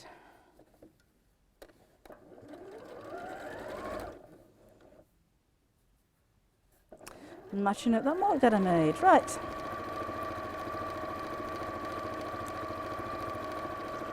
And then we'll put the two pieces together. So what else have we got? Let's have a look. Oh yes. I'm watching you working. Can I be? Yes, I think we've answered all of those, haven't we? We're up to date. Lovely. Anne has asked what I do with all of the bags and things I make. The majority of them I keep because I could only find one today, because I'll end up doing a show. I made this over a year ago, and then all of a sudden you get a show on Sewing Street and you need a sample of the bag to show people what you make. So I do tend to keep most of them. Occasionally I'll have a giveaway when I get far too many, but I have literally... My storeroom, where I just store samples, is probably as big as the biggest part of the studio here, and I've got shelves with plastic boxes on them all the way around so I can see what's in them. Because when you think about it, I've got 22 books.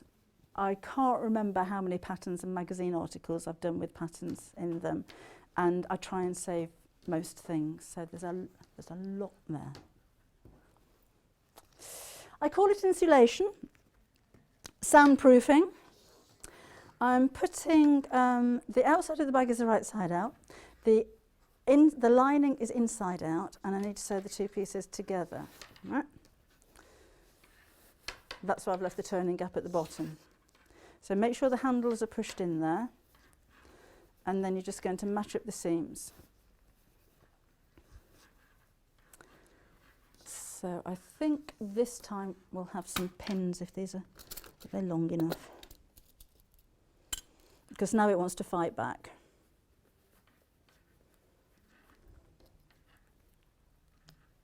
Yes, Pauline thinks we should have a museum with the waxwork.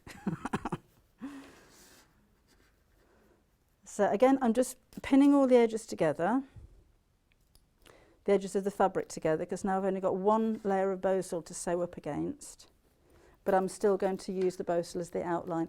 That's going to make a really nice shape to the flap there without me having to worry about symmetrical curves or anything. Ooh, did all that in the design process. I've injured myself quite a bit today. So match up the edges there. Oh, Nikki likes the 680 plus. Still on the website. With free P&P. Oh, Glenys, ready for lockdown again. What would I do if I didn't have a machine?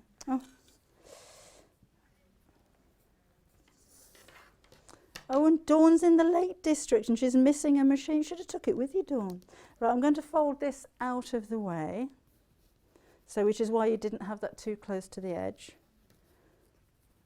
And right out of the way, and then I can still sew around it. Well, I could have put the fastening on afterwards, to be honest, but I don't want to see any stitches on the lining, so that's why it's gone on there.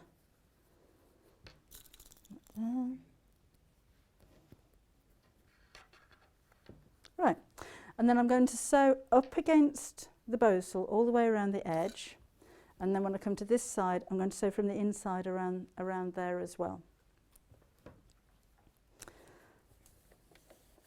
All right, so I'll start there, I think. So just bump your needle up against the edge of the Bosal. Take it nice and slowly as you go around the curve. Because you will see this will be the most predominant, is that a word? Part of the bag from the front. So you'll notice if this is a little bit wobbly. So you want those curves nice and curvy.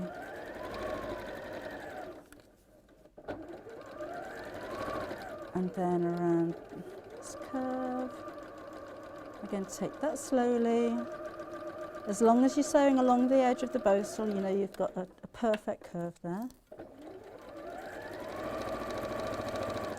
Right, ow, done it again. Then when you come to, so I'm just trying to get a rather difficult pin out. When you come to the edge here, we're still going to follow the edge of the Bosal. Okay, so this is meeting on the side seam there. So I'm going to sew right down into the corner and then across that way. And that's important as well, because that's going to be another very noticeable part when you turn this the right side out. I'm just going to set that pin up before I spike myself again. So again, right up to the Bosal, stop with the needle down, and then I'm going to pick this up and turn it around. This is where you might feel as though you've got a fight on your hands because I want that out of the way. All I'm bothered about is where the stitches are actually going, so that can just, you could just get out of there. And then we'll go straight across the top of there and around the front.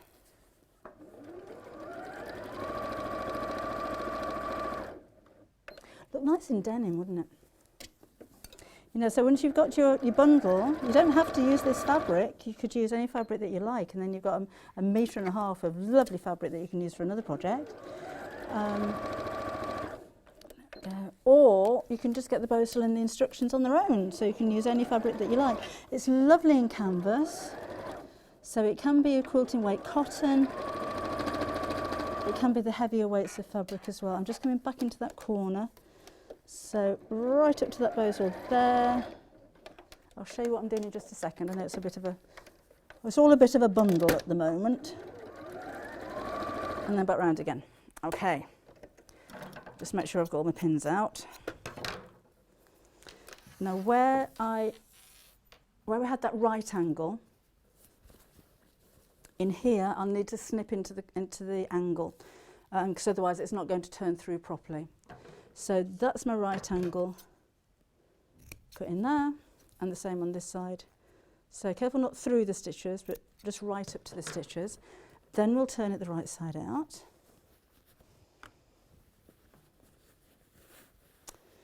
Just pull this through. Could have left a bigger hole, couldn't I?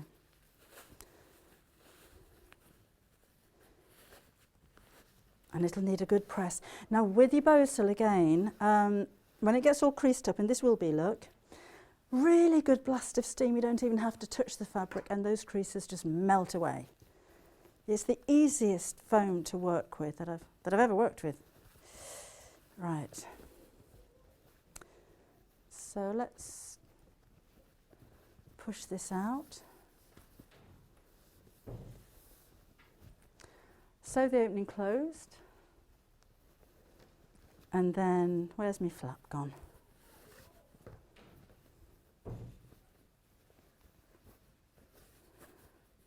That, oh lovely. See, that's a really nice curve. So sew the opening closed, that goes inside. I'm going to give that a little blast of steam because it's not very impressive when it's creased, is it? I'll need to, yeah, top stitch around it. I shan't do that now because we're running out of time. Oh, we've got, oh, we're really late. Oh gosh. Right. So again, if you've got your big iron on, you don't even need to touch the fabric with it, just a real good old blast of steam. So see how wrinkly that is there and just how quickly they melt away. It's a lovely material to work with. So if you've got a ham or a sleeve board, then you can press all of this without squishing it. I don't, so you know, squish away. And then because I've sewn up against the edge of the Bosal, the seam will sit right on top. So if there was anything trapped in there, then it would start to bounce back, the seam would come back over. So top stitch all the way around. Take the protective thing off there. Then I'd hand sew, well I would have hand sewn before actually, but you don't want to sit and watch me do that. But hand sew, maybe in blue thread would be nice. I'd use embroidery thread for that. And then your little bag's finished. So I'm thinking that from start to finish when you're at home, oh, easily half a day, maybe even less than that. It's actually a very quick little bag. Remember, there is a pocket on the front on the original one, which is that one. Now, this is where I keep my plastic bubble wrap. No measurement, no Bosal for the pocket, so you'll have measurements on there. The pattern is just for Bosal, not for the actual fabric. So if you wanted to put a pocket on, that's fine. That's what it's going to look like. This one, I thought, no, I'm going to do it without a pocket. So that's what it looks like. So you can personalise it. So let me take you through the bundles that we've put together for you. I'm just going to turn it off before I burn myself as well as cut myself and spite myself. If you want to use your own fabric, then this is what you need. So you have your pre-cut Bosal shape and the pattern's included in there as well. Now remember, with the pattern is for use with Bosal, not fabric. So if you want to invest in some more Bosal, you could try it with the Decovil. Then that's absolutely fine. You could use your H640, but use your pattern with your interfacing, not with your fabric. And you do have a video on there, so you'll need a QR scanner. If you've got a modern smartphone, then take a picture of it and it'll take you straight to a video, which isn't available anywhere else. It's a Vimeo, not a YouTube, so it's a private video. So you will need the pattern to do that. So I'm spilling pins everywhere. You can make an adjustable strap. There's no Bosal to go on the strap because it doesn't need it. So you can make that adjustable if you like. You'll need a couple of rectangle rings, 1 inch wide, and a 1 inch rectangle slider as well. I don't put instructions on there on how to do it, but yes, you can make that adjustable. So that's that. And then we've put together a knack for snowing. A knack for sewing smooth curves, Leslie. Yes! Use a Bosal. Use a Bosal template. This is the Roses bundle, which has been very popular. I would quilt that, and I think I would cross hatch it. This one's got just wavy lines, but I think with the, I think it looks kind of, so it's just got wavy lines going across it, so it's a very simple design. But I think with this one, I would, like on the picture on the front of the bag, I would cross hatch all across there because I think it's a country kind of look. We are very limited stock on these, so we've got this roses, the pink I'd use as the lining for that one, and then you've got the paler roses as well. But remember, you can make the whole bag out of 2 pieces of fabric. So Jess has been very generous with you. So all of those, pattern, Bosal, and you can make as many of those as you like. If you want to make them and sell them, by the way, feel free. I don't care, do what you like with them. For £29.99. So although your foam is kind of single use because it's in there, the pattern isn't. You can carry on making as many as you like. And this is the second load of fabric. This is the blue floral. Kind of Wedgwoody, isn't it? I don't know why, because it's not a Wedgwood blue, but it just looks, I think it's the I don't know. So I used most of this, but still enough to make a small purse. I used most of that as the lining, still enough left to make a purse, and I didn't use any of that. So £29.99 is for 1.5 metres of fabric, and your pattern with a video, and your Bosal shapes as well.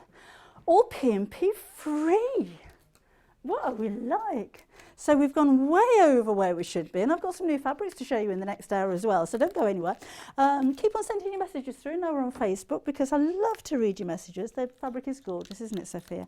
So we're going to take a quick break, and then I'll get around to showing you these new fabrics. Do you remember, it's everything that's on the website as well, P&P free. It's not just what we've got for you in the show or what's coming up in the next hour or anything. Anything you can buy from the sewingstreet.com website. Oh, there's the Elizabeth version of it as well, which is like a small shopper bag. That's been busy as well. It's all P&P free. Why not treat yourself? Okay, we'll take a quick break and we'll see you again with new fabrics in just a second. Shopping with us couldn't be easier. If you want to shop online, then you can head to our website, www.sewingstreet.com. It will redirect you to our sister channel Jewellery Makers landing page. Don't worry, you haven't gone to the wrong place. We're simply using their website temporarily while we're building our own web shop. Scroll down past the Watch Live part and you'll see all of the products that you will have seen on air on today's live show. You can also shop our catalogue by clicking a category, clicking a product to view closer and adding it to your basket. Once you're ready to check out, you will need to create an account, which is absolutely free to do so, but it will mean that you can check out on as many orders as you want throughout the day with still only paying one postage and packaging. If you'd prefer to speak to somebody in our UK-based customer service team, then you can do so via the free telephone line number 0800 001 4433. They will not only help you create an account, but will also help you with any of your online shopping.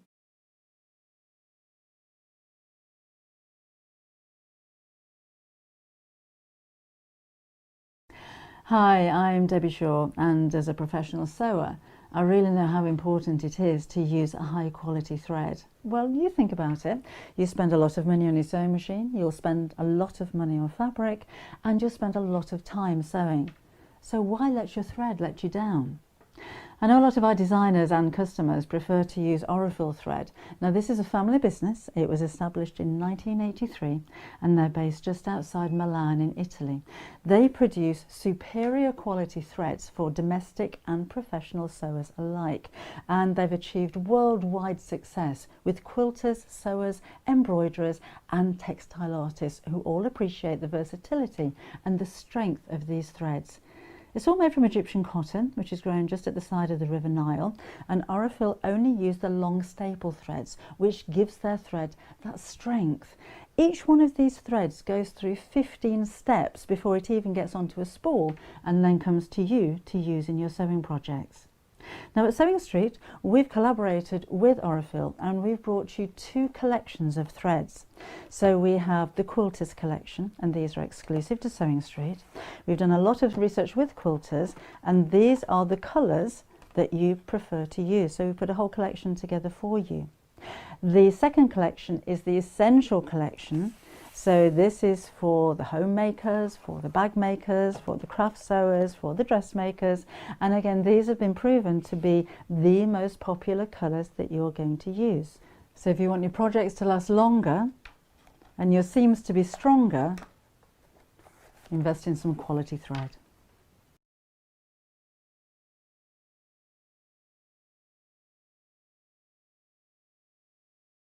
Did you know that if you shop with Sewing Street, you're only going to pay one lot of postage all day? That's one payment of £3.95, no matter what you're buying. And you can check out as many times as you like without having to pay another delivery charge. So shop online at www.sewingstreet.com, or you can order via our call centre, which is 0800 001 4433. Hello, I'm Kerry from Living in Loveliness, and I'm delighted to be part of the Sewing Street team. I'm based in Wolverhampton and I absolutely love working with fabulous fabrics. In particular, I love working with fat quarters and showing you how to get the most from your scraps. I love bringing communities of sewists together and encouraging people to sew for greater causes. Most recently, we have been sewing for our NHS and key workers. I look forward to bringing you hints, tips and techniques. I'll see you soon. If you'd like to get in touch with us during our live show and send in any messages or any questions, then you can do it on studio@sewingstreet.com. Alternatively, you can message us on our official Facebook page.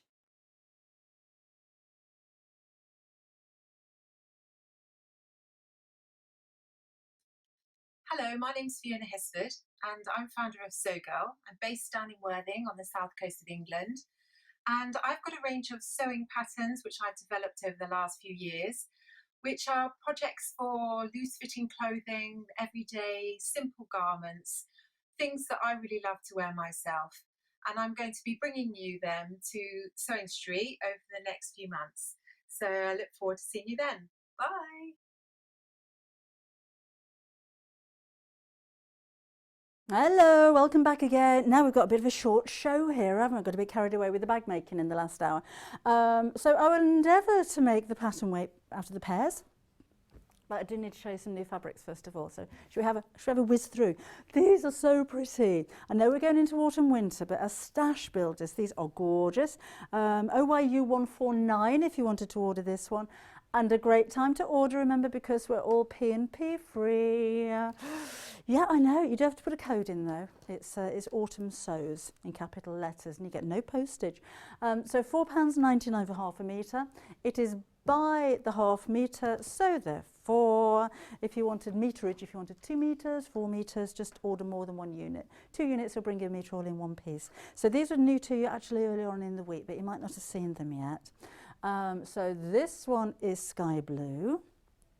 Then we have ZOU137, that's a really nice soft grey colour, which you could mix with deeper colours as well if you are thinking autumn, winter times. So that again, £4.99 for ½ metre, 100% cotton, 112 centimetres wide. So we're calling that one moss. I think it's green, but they say moss. So we'll go with that one. Then on to the lilac, so YHU116, your item code. Wanted to order this one. It's got tiny flowers and tiny leaves in a check pattern. It's really pretty, but it's one of those inoffensive, doesn't argue back kind of fabric. So if you're mixing with a more heavily patterned fabric, but you just want something a bit more interesting than a plain, then these are ideal. Sunshine yellow, look at the colour of that. This one is NZU174. That looked nice with brown, wouldn't it, for autumn time? But I see there's nothing of at the seaside. Won't get to see that for a while. Then again the greys. So this is YOU123. All the same print, all 100% cotton, just very slightly different colours. And again that's £4.99 for ½ metre, as they all are. Oh, and a lovely rosy pinky colour here, look. So this one is WLU197. Feels nice as well. You know, if you're hand sewing, I think it's quite important to have something that feels nice as it goes through your fingers. 2 more from this collection. So this one is LYU101. Nice cool colour, that one. Oh, the block of the week, that would look nice, wouldn't it? That same kind of lilac-y, purpley fabric if you go for the blossom option. And then finally we have EMU158, which is like a minty green colour. It's actually shaded, isn't it? It's not even one solid ground colour. Shaded across there. £4.99 is your price with no postage. Right. So that's all of those. Then a little bit bolder, but still the fabric that you could use as a blender quite easily, I think, with these. This is KOU101.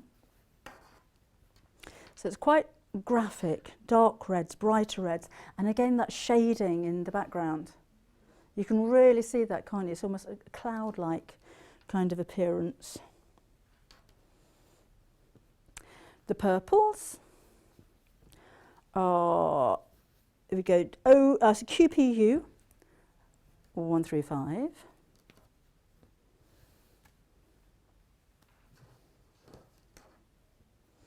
All together as rainbow colours, would be really pretty. I love the yellows. No, yellow's a happy colour, isn't it? It's colour of sunshine.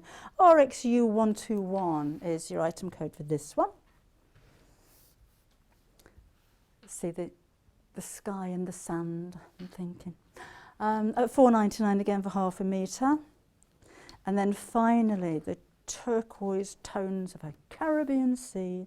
ODU181 is your item code for these. Oh, Sophia says the red would go nice in a Christmas project. It would, wouldn't it? Okay, those are all £4.99.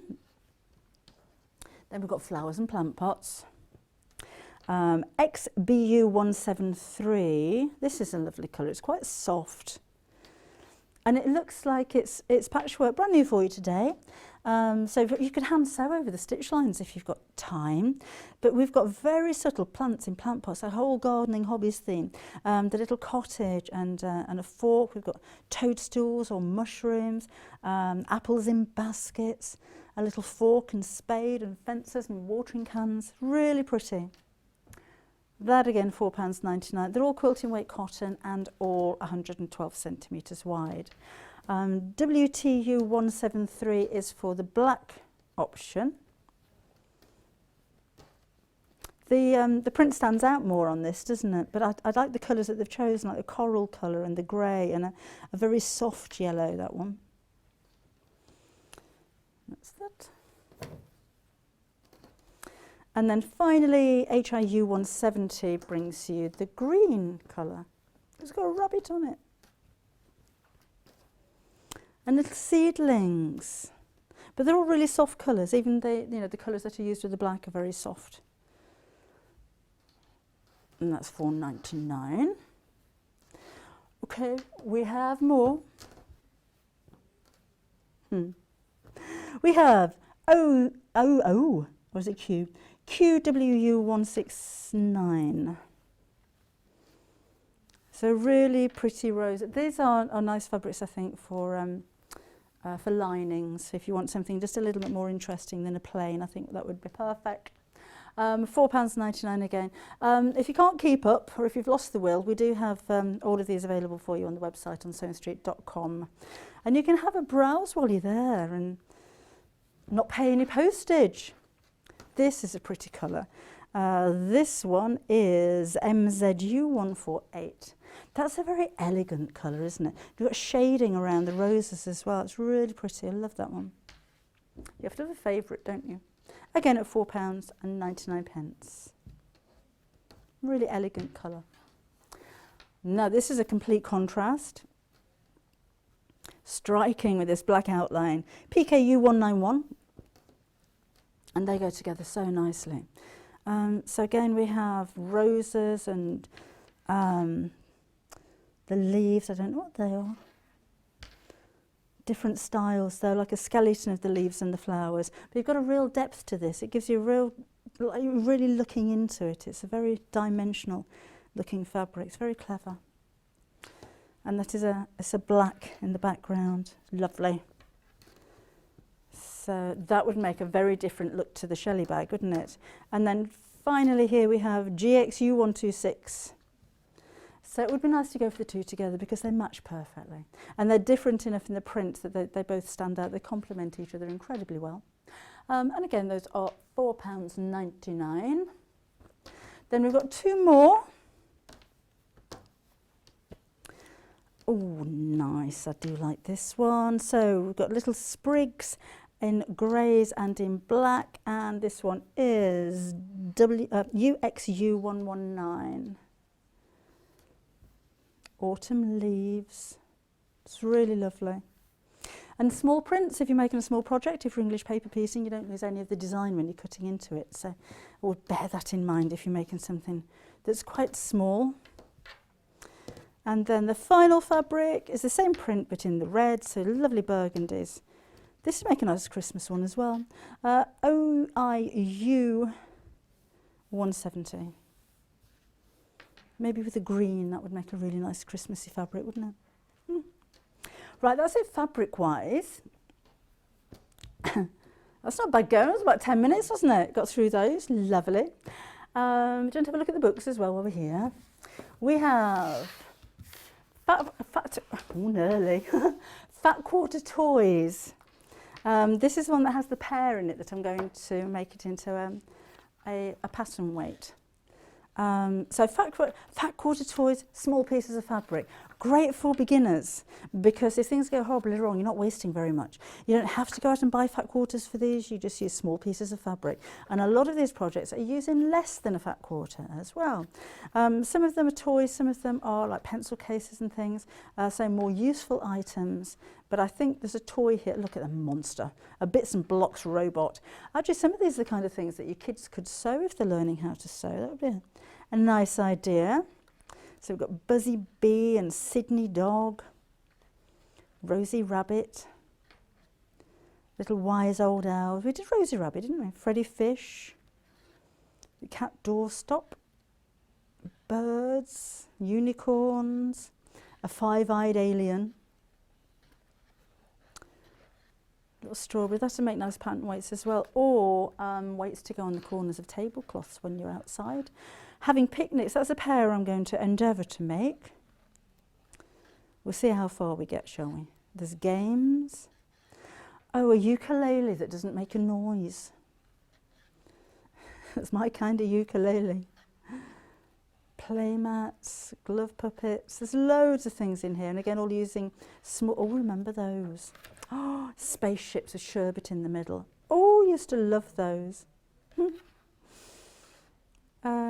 Softy Skittles, libraries, jiggling balls. And then these are all of your patterns. Now, they are layered on top of each other, which I'm not normally a fan of, to be honest, but there's so many patterns in here, the book would be too big if you printed them all off individually. But the nice thing is they are in different colours, so they stand out. So you should be able to trace these off quite easily. There's loads of them. There's a pattern for practically everything in there. So I'd suggest you have a look on the website and invest in a light box while we're P&P free. So then we have make pre-cut quilts. So 10 dazzling projects to sew. But they're all very simple. So your pre-cuts are these all rolls? I have a feeling these are fabric rolls. Rainbow quilts, simple designs again, stairways. So 10 different designs for you. You can make them into a big quilt, you could just make them into a cushion cover. And you've got lots of different designers in there, so they're going to have very different looks as well. So that one is £10.99. And then we have Annie's Quilting, are really popular books. 14 projects in this one. Quilts you can make in a day for just £8.99. So making a quilt in a day means that they're going to be all very simple designs. That's similar to the block of the week, isn't it? So you can do half sort of triangles and rectangles and very simple shapes here. Baby quilts. So charm pack, jewels runner, and your basic techniques in the back of that as well. Should we make a pair? Right, so I need to trace off the pattern first of all, where is it?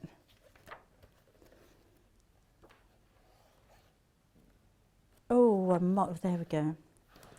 It's quite bold, so I'm hoping I can see through this because I haven't got the light box. So I'm simply going to trace this off.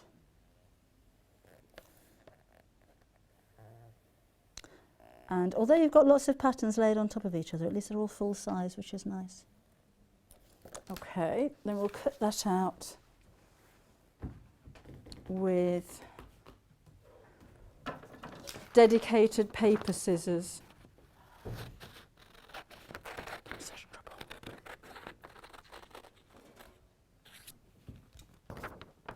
Just before you comment. Thank you. Whew. The dedicated paper scissors, because I would never cut paper with dressmaking shears, ever. Right. And then I've not done this before, so I'm going to have to follow the instructions. So I don't need you. Just checking if you're still there. We're only here till 12 o'clock, remember, so if you've got any questions or comments or anything, then have a look on Facebook if you can, because that's where I am. Now then, where did the pear go? So many projects in here.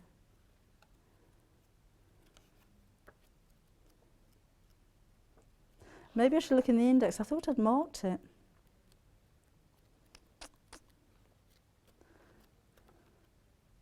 Well, at least it gives you another chance to have a look through the book while I'm looking for it, isn't it?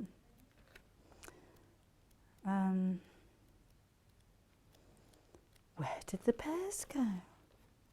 I've got the right book, haven't I?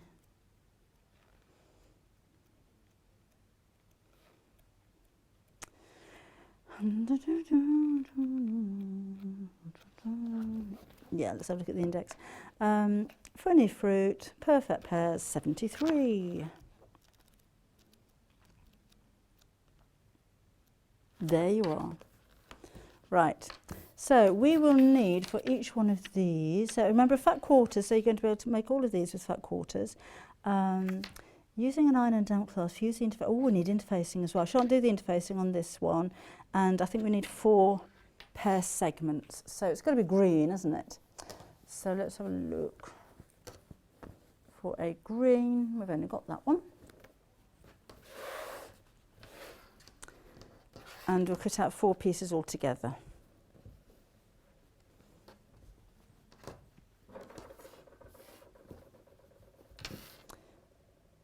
Oh.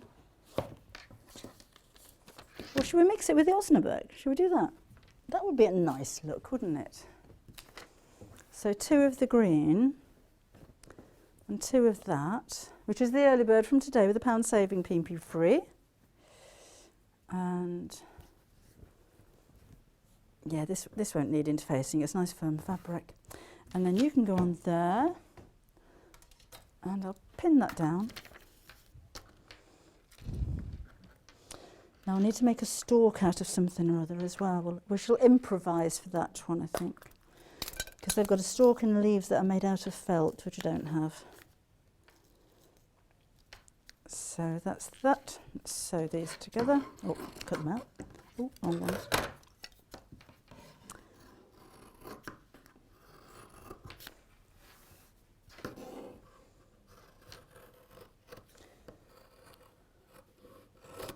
So it doesn't use very much fabric, does it?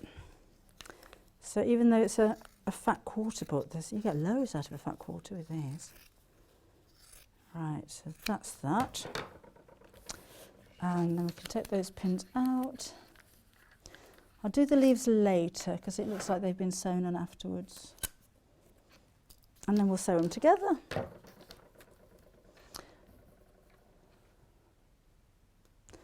So that there. So use the lead template. We'll do that in a bit. Machine stitch pieces together like yeah, and stitch and then the brown felt, and that was it. This is really simple. We could probably make half a dozen in the next 25 minutes. So we're just going to sew these right sides together, and I need to leave 1 gap so that I can turn it.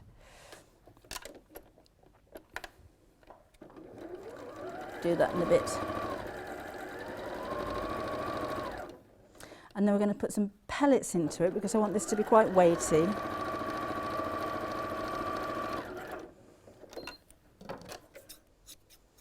But this is a nice size for pattern weights. Pattern weights tend to be very small, but if you've got a big pattern, it has to have a big pattern weight, isn't it? So let's sew these 2 pieces together. So that, make sure that they're the right way. That. Then that goes there, so they're both the same.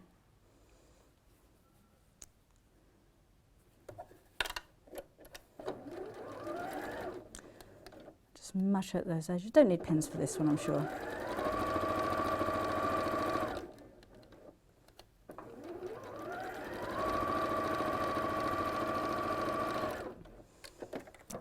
So,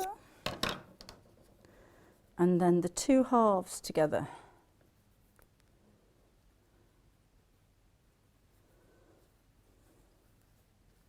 So I'm going to start at the bottom so I can match the points up. Squish the seams in opposite directions. And sew.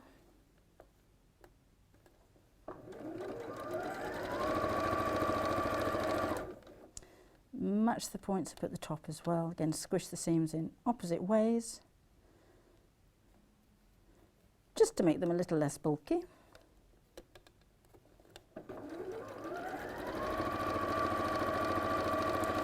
Right into the point, and I'll stop there with the needle down. Oops, and then come back around. And we'll have a gap there. And carry on there. So when you do leave a gap in anything like this, try and leave it on a, so I should have reversed there, on a straight side, because when you hand sew the opening closed afterwards, you're going to find it a lot easier to hand sew a straight seam than you are on a curved seam. So let's just snip into the curves, not into the seams, but just around the very curved section, which will help the seam to sit flatter when we turn this through. Just like that. And then we'll turn it the right side out.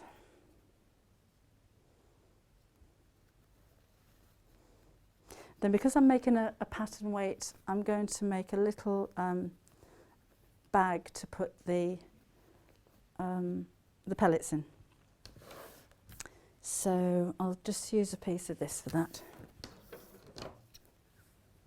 This doesn't have to be in any way perfect because you're not going to see it. You can sew from the right or wrong side, it really doesn't matter. And as long as it's big enough to fit in there, then that's fine. So let's leave a gap.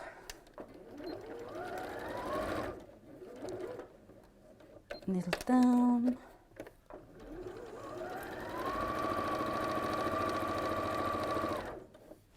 Might be quite large. But we want it to be heavy, so that's fine. I do suggest that you put your pellets, you decant them into something or other. I pour mine into a little jug, like a little gravy jug type thing, and then just pour them in, because you know what's going to happen now, don't you? So where did the pellets go? Oh, they've already been decanted for me. Lovely. So I wonder if we can do this without making too much of a mess. I'll tell you what's handy if you don't have a little jug. You know the jugs that you put water in your kettle and your iron, those kind of things. Do that. No.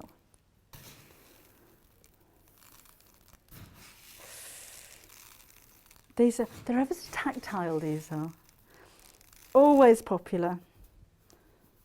One more. That'll be there. So again, and don't fill it right up to the top. I'm not worried about, you know, a nice finish to this. You're not going to see it. So that can now go back under the machine. So not too full, because otherwise it'll spill out all over the place. Like it's trying to there. Get back in again.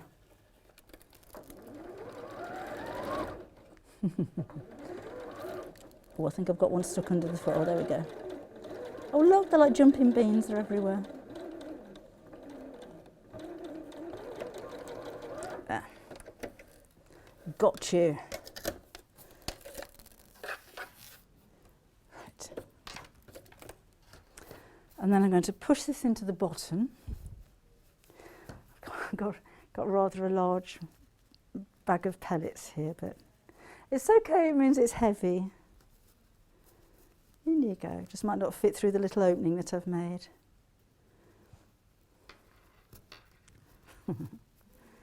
In you go. It will go in. I know it is. It is going to go in. There, so that's the weight in the base, and then I need to put some toy filler in there as well. Which is that really nice soft toy filler that we had in the 8 o'clock show this morning, which has been very busy today.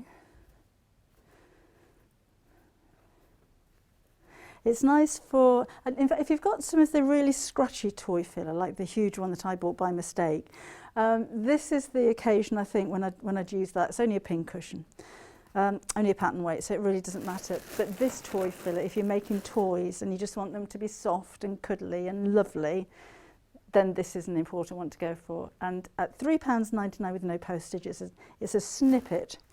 And in you go. Well, that's a nice fat pair, isn't it? There we go. Now I need a hand sewing needle. But I would stock up on it because it's really lovely quality. That's going to push in there, isn't it? Like that. Right, so we'll ladder stitch that closed. Thank you. Come here. There we go. This is from Cat Producer's Emergency Sewing Stash. Right. So let's thread this up. This may take a second because, oh no, I've done it, that's fine. And I'm just going to ladder stitch that closed. Still have a little knot in the end. I love doing this. My daughter hates hand sewing, and I always volunteer for it. I find it really satisfying and relaxing. So I'm going to take the knot inside So that's out of the way. Fold the edges in by the seam allowance. And then we're going to go in one side of the fold and out, and come back again directly opposite in the second fold and go in and out. The smaller you can make the stitches, the more invisible they're going to be. So if you can get them about 2 millimeters or 1/8 of an inch apart would be perfect. So just keep going in and out like so. And you can see why it's called a ladder stitch, because it's starting to form like the rungs of a ladder. So just, this is very slightly on the curve as well, so just be aware of that when you're folding the edges in. Then every so often, if you just pull that, closes the opening and you shouldn't see any stitches at all. That's what's so satisfying about this. And so I will somehow make a leaf and a stalk. I might leave the edges raw actually on the leaf, give it a shabby chic kind of look. I suppose you could make all of this out of felt and put the seams on the outside. Oh, with pinking shears, I could have a prickly pear. Right, almost done. And this is why it's easier to sew on a straight seam than it is on a curved seam. So just with that 1/4 of an inch seam allowance. I'd be a little neater than that if I was at home. And a nice plump, you could use this as a pin cushion, couldn't you? Oh, that could have been neater. Right, just up to the final bit here.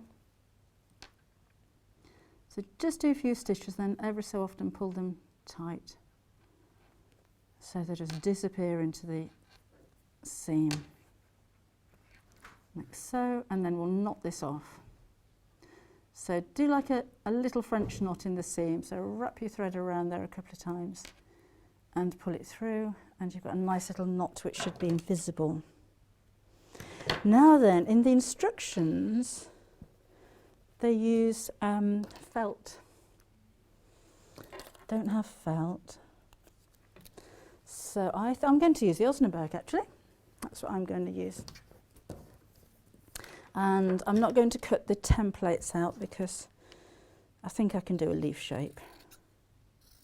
You could put some wire in it, couldn't you? Or shall we? No, I'll tell you what I'll do. Let's do it properly without the raw edge. So I'm going to draw the shape of the leaf on here. So again, you can trace that if you wanted to. And I'm going to do it this way because if you've got 2 pieces of fabric like that and they're quite small, that's going to be quite difficult to get under the sewing machine without the ends disappearing inside your feed dogs. But if you make the leaf shape first and then sew it, that's a lot easier to sew and then cut it out afterwards. So that's what I'm going to do. So again, I'm just going to sew around that line. Quite a small stitch.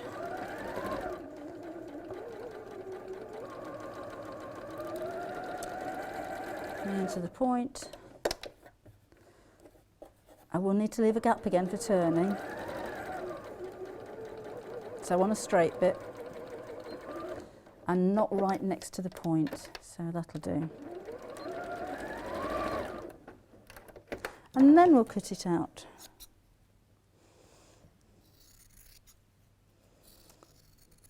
So quite close to the stitches, but where the gap you've left, leave a little bit of space there so that you can turn it under.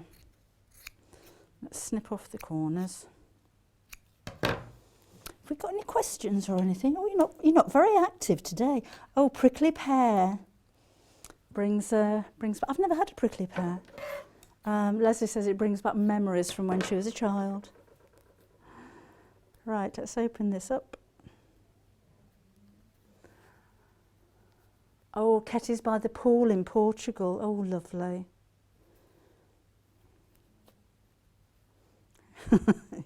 Yeah, we're in the rain in Redditch.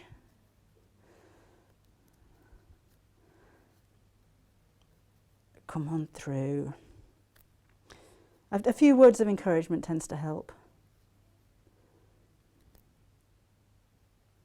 I know it can hear me, it's completely ignoring me there. Tweezers may help here. Right, come on through. Don't use your scissors for this.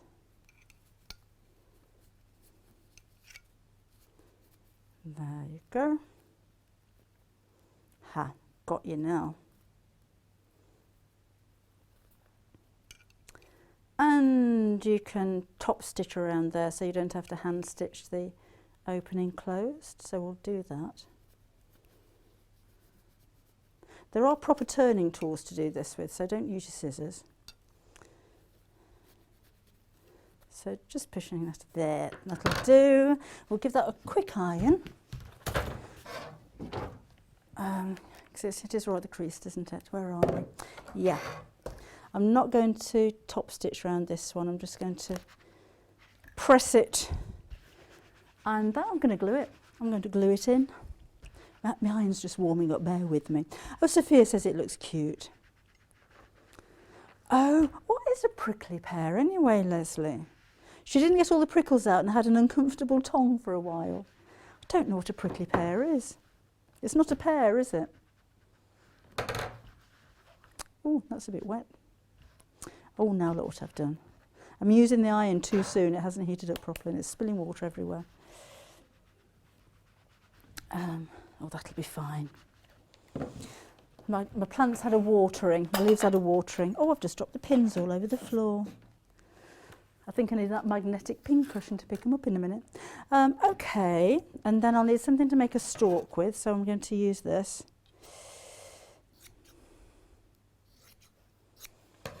And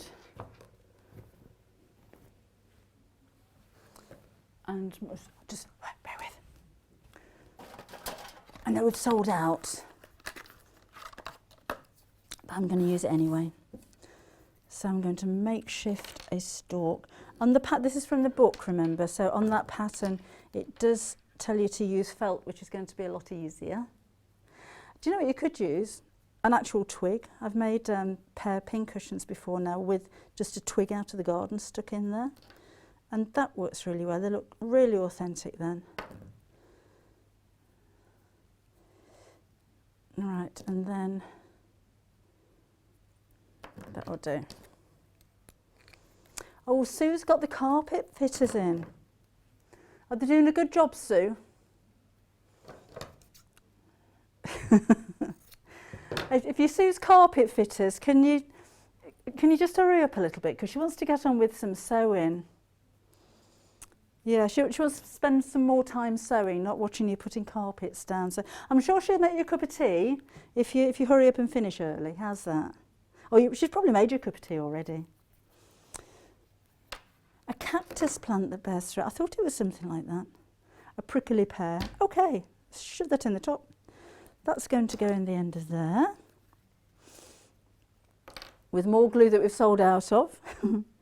Well done if you got hold of yours. So just a blob goes in there like that. And then I'm going to give the leaf a little bit of shape by pinching that. And then another blob. Isn't blob a good word? A blob of glue in there. Yeah. Nice finishing touch that, isn't it? But remember, it's got the weights in the bottom. That could be a little bit more central. So to make a nice pattern weight, but it is big enough to use as a pin cushion as well, isn't it? And I think a little bit of wire down the centre of there would have been nice, so you can just curl the leaf over at the end. So there you go. I quite like that. Not too involved. Really, really simple project. It is from our book as a toy. This is Fat Quarter Toys. But you can adapt things, can't you? It doesn't have to be a toy. Right, now we have to have a chat about this sewing machine, because we have an offer for you at the moment, whereby it comes to you with £50 worth of goodies, including a book and 2 fabric panels and a little pair of snips and a packet of bobbins as well. It's a 50 stitch sewing machine. It's £499. I had a message earlier on to say that somebody had seen it for £699 without all of the bits and bobs. It's an Elna, so you've got build quality there. They're one of the leading brands of sewing machine manufacturers in the world. So your guarantees from them. It's not a huge sewing machine. So if you're a bit short on space, this is ideal for you because it may be compact in size, but it's absolutely feature packed. So you're starting dressmaking. Is it going to be quilting? You're doing homewares? Are you going to make pairs maybe? If you're making toys, if you're a beginner sewer, then I think this one is going to be perfect for you. A computerised sewing machine is so much easier to use. Even the big fancy ones, the 780 plus, I think is easier to use than an electronic or a manual sewing machine because the tension is already preset for you. The stitch length and the stitch width are already preset. The tension is set according to the stitch that you're using. You press a button and the stitch is chosen for you without having to turn any dials and have that satisfying click. It will automatically stop with the needle in the right position for rethreading to disengage the tensions while you're threading. A lot of the mechanical electronic machines, the needle will stop where it stops when you stop sewing. And then when you try and take your work out, if the tensions are still engaged, you're pulling at it and you may think that you're doing something wrong there. 50 stitches is plenty. So with those 50 stitches, you've got your utility stitches. There are some decorative stitches. If you're quilting, you want to stitch in the ditch or you want a fancy picot edge, then you've got all of those stitches to be able to experiment with. We've got satin stitches on here as well. We have 3 one-step buttonholes. I know for a basic sewing machine is amazing. You can sew stretch fabric. Any of the stitches that you see that are 3 lines are for stretch fabric. You've got a lightning stitch for stretch fabric, so again that could be sewing jersey fabrics, which is very popular at the moment. All of these are decorative stitches. You've got mending stitches, there's an eyelet stitch. You know, for the most affordable sewing machine that we bring you, there's an incredible amount going on here. The main things that I love about it are its size. It doesn't take over the whole of the dining table. The fact that you don't need to use the foot pedal. A lot of people can't use their feet, like my friend Mary, who can only use a sewing machine with a start button. It's normally a feature on a more expensive sewing machine, but not today, for you. So this is what you're getting with it. Only for today, okay? This deal ends today, and the P&P free will end later on today as well. So we are going to give you one of the Christmas flower panels. We are going to give you our traditional red, white and blues with the roses fabric panel. We're going to give you the appropriate plastic bobbins. So you've got a spare packet of those. There's, I think there's 12, 2, 4, 6, 8, there's 10 of those. We're going to give you some thread snips, and we're going to give you a book as well, aren't we? Should we give you a book? Oh, there we go, right in front of me is this one, which has a retail price, oh, it's in dollars, but $27.95, whatever that is. And oh, I like this one, it's the Handmade Touch one.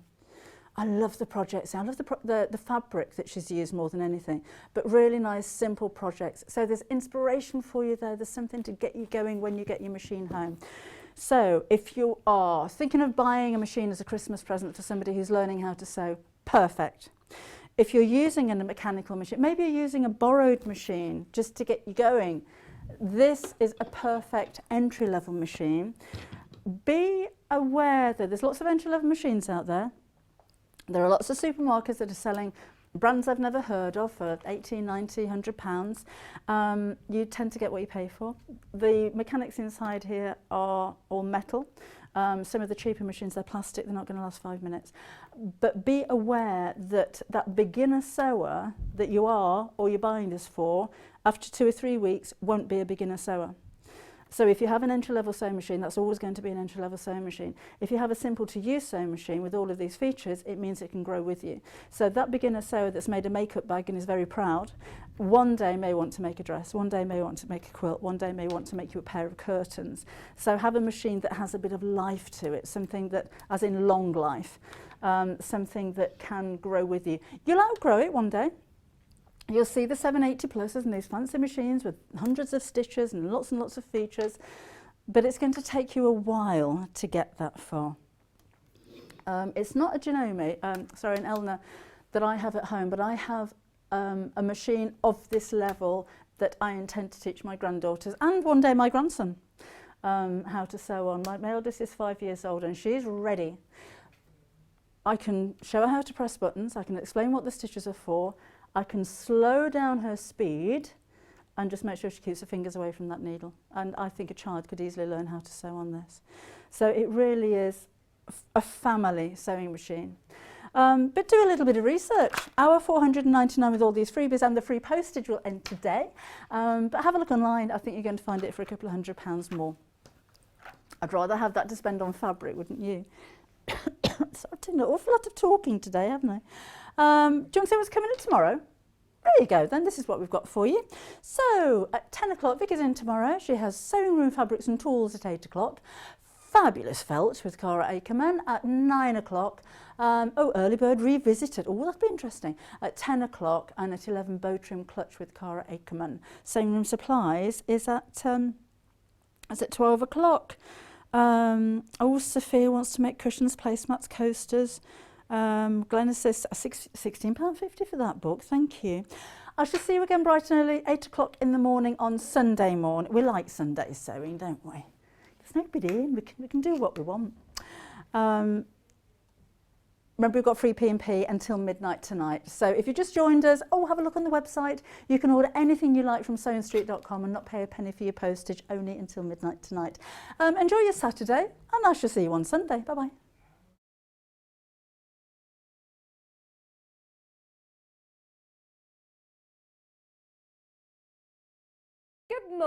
Good morning. Welcome to Sewing Street with me, Vicky Carroll.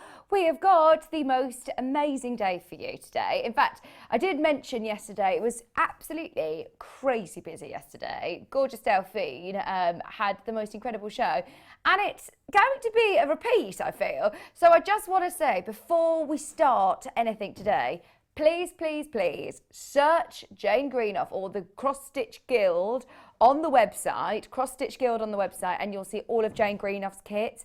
Everything will come up because we have got the most amazing show with Jane today. And I've not seen Jane for months and months and months and months and months. It's going to be brilliant to have her back in the studio, especially in the new studio. As always, she brings with her a wealth of knowledge. I was just reading on YouTube and somebody had written that she is the Bob Ross of cross stitch. She really is. So we've got the Bob Ross of felting with Delphine, and now we've got the Bob Ross of cross stitch.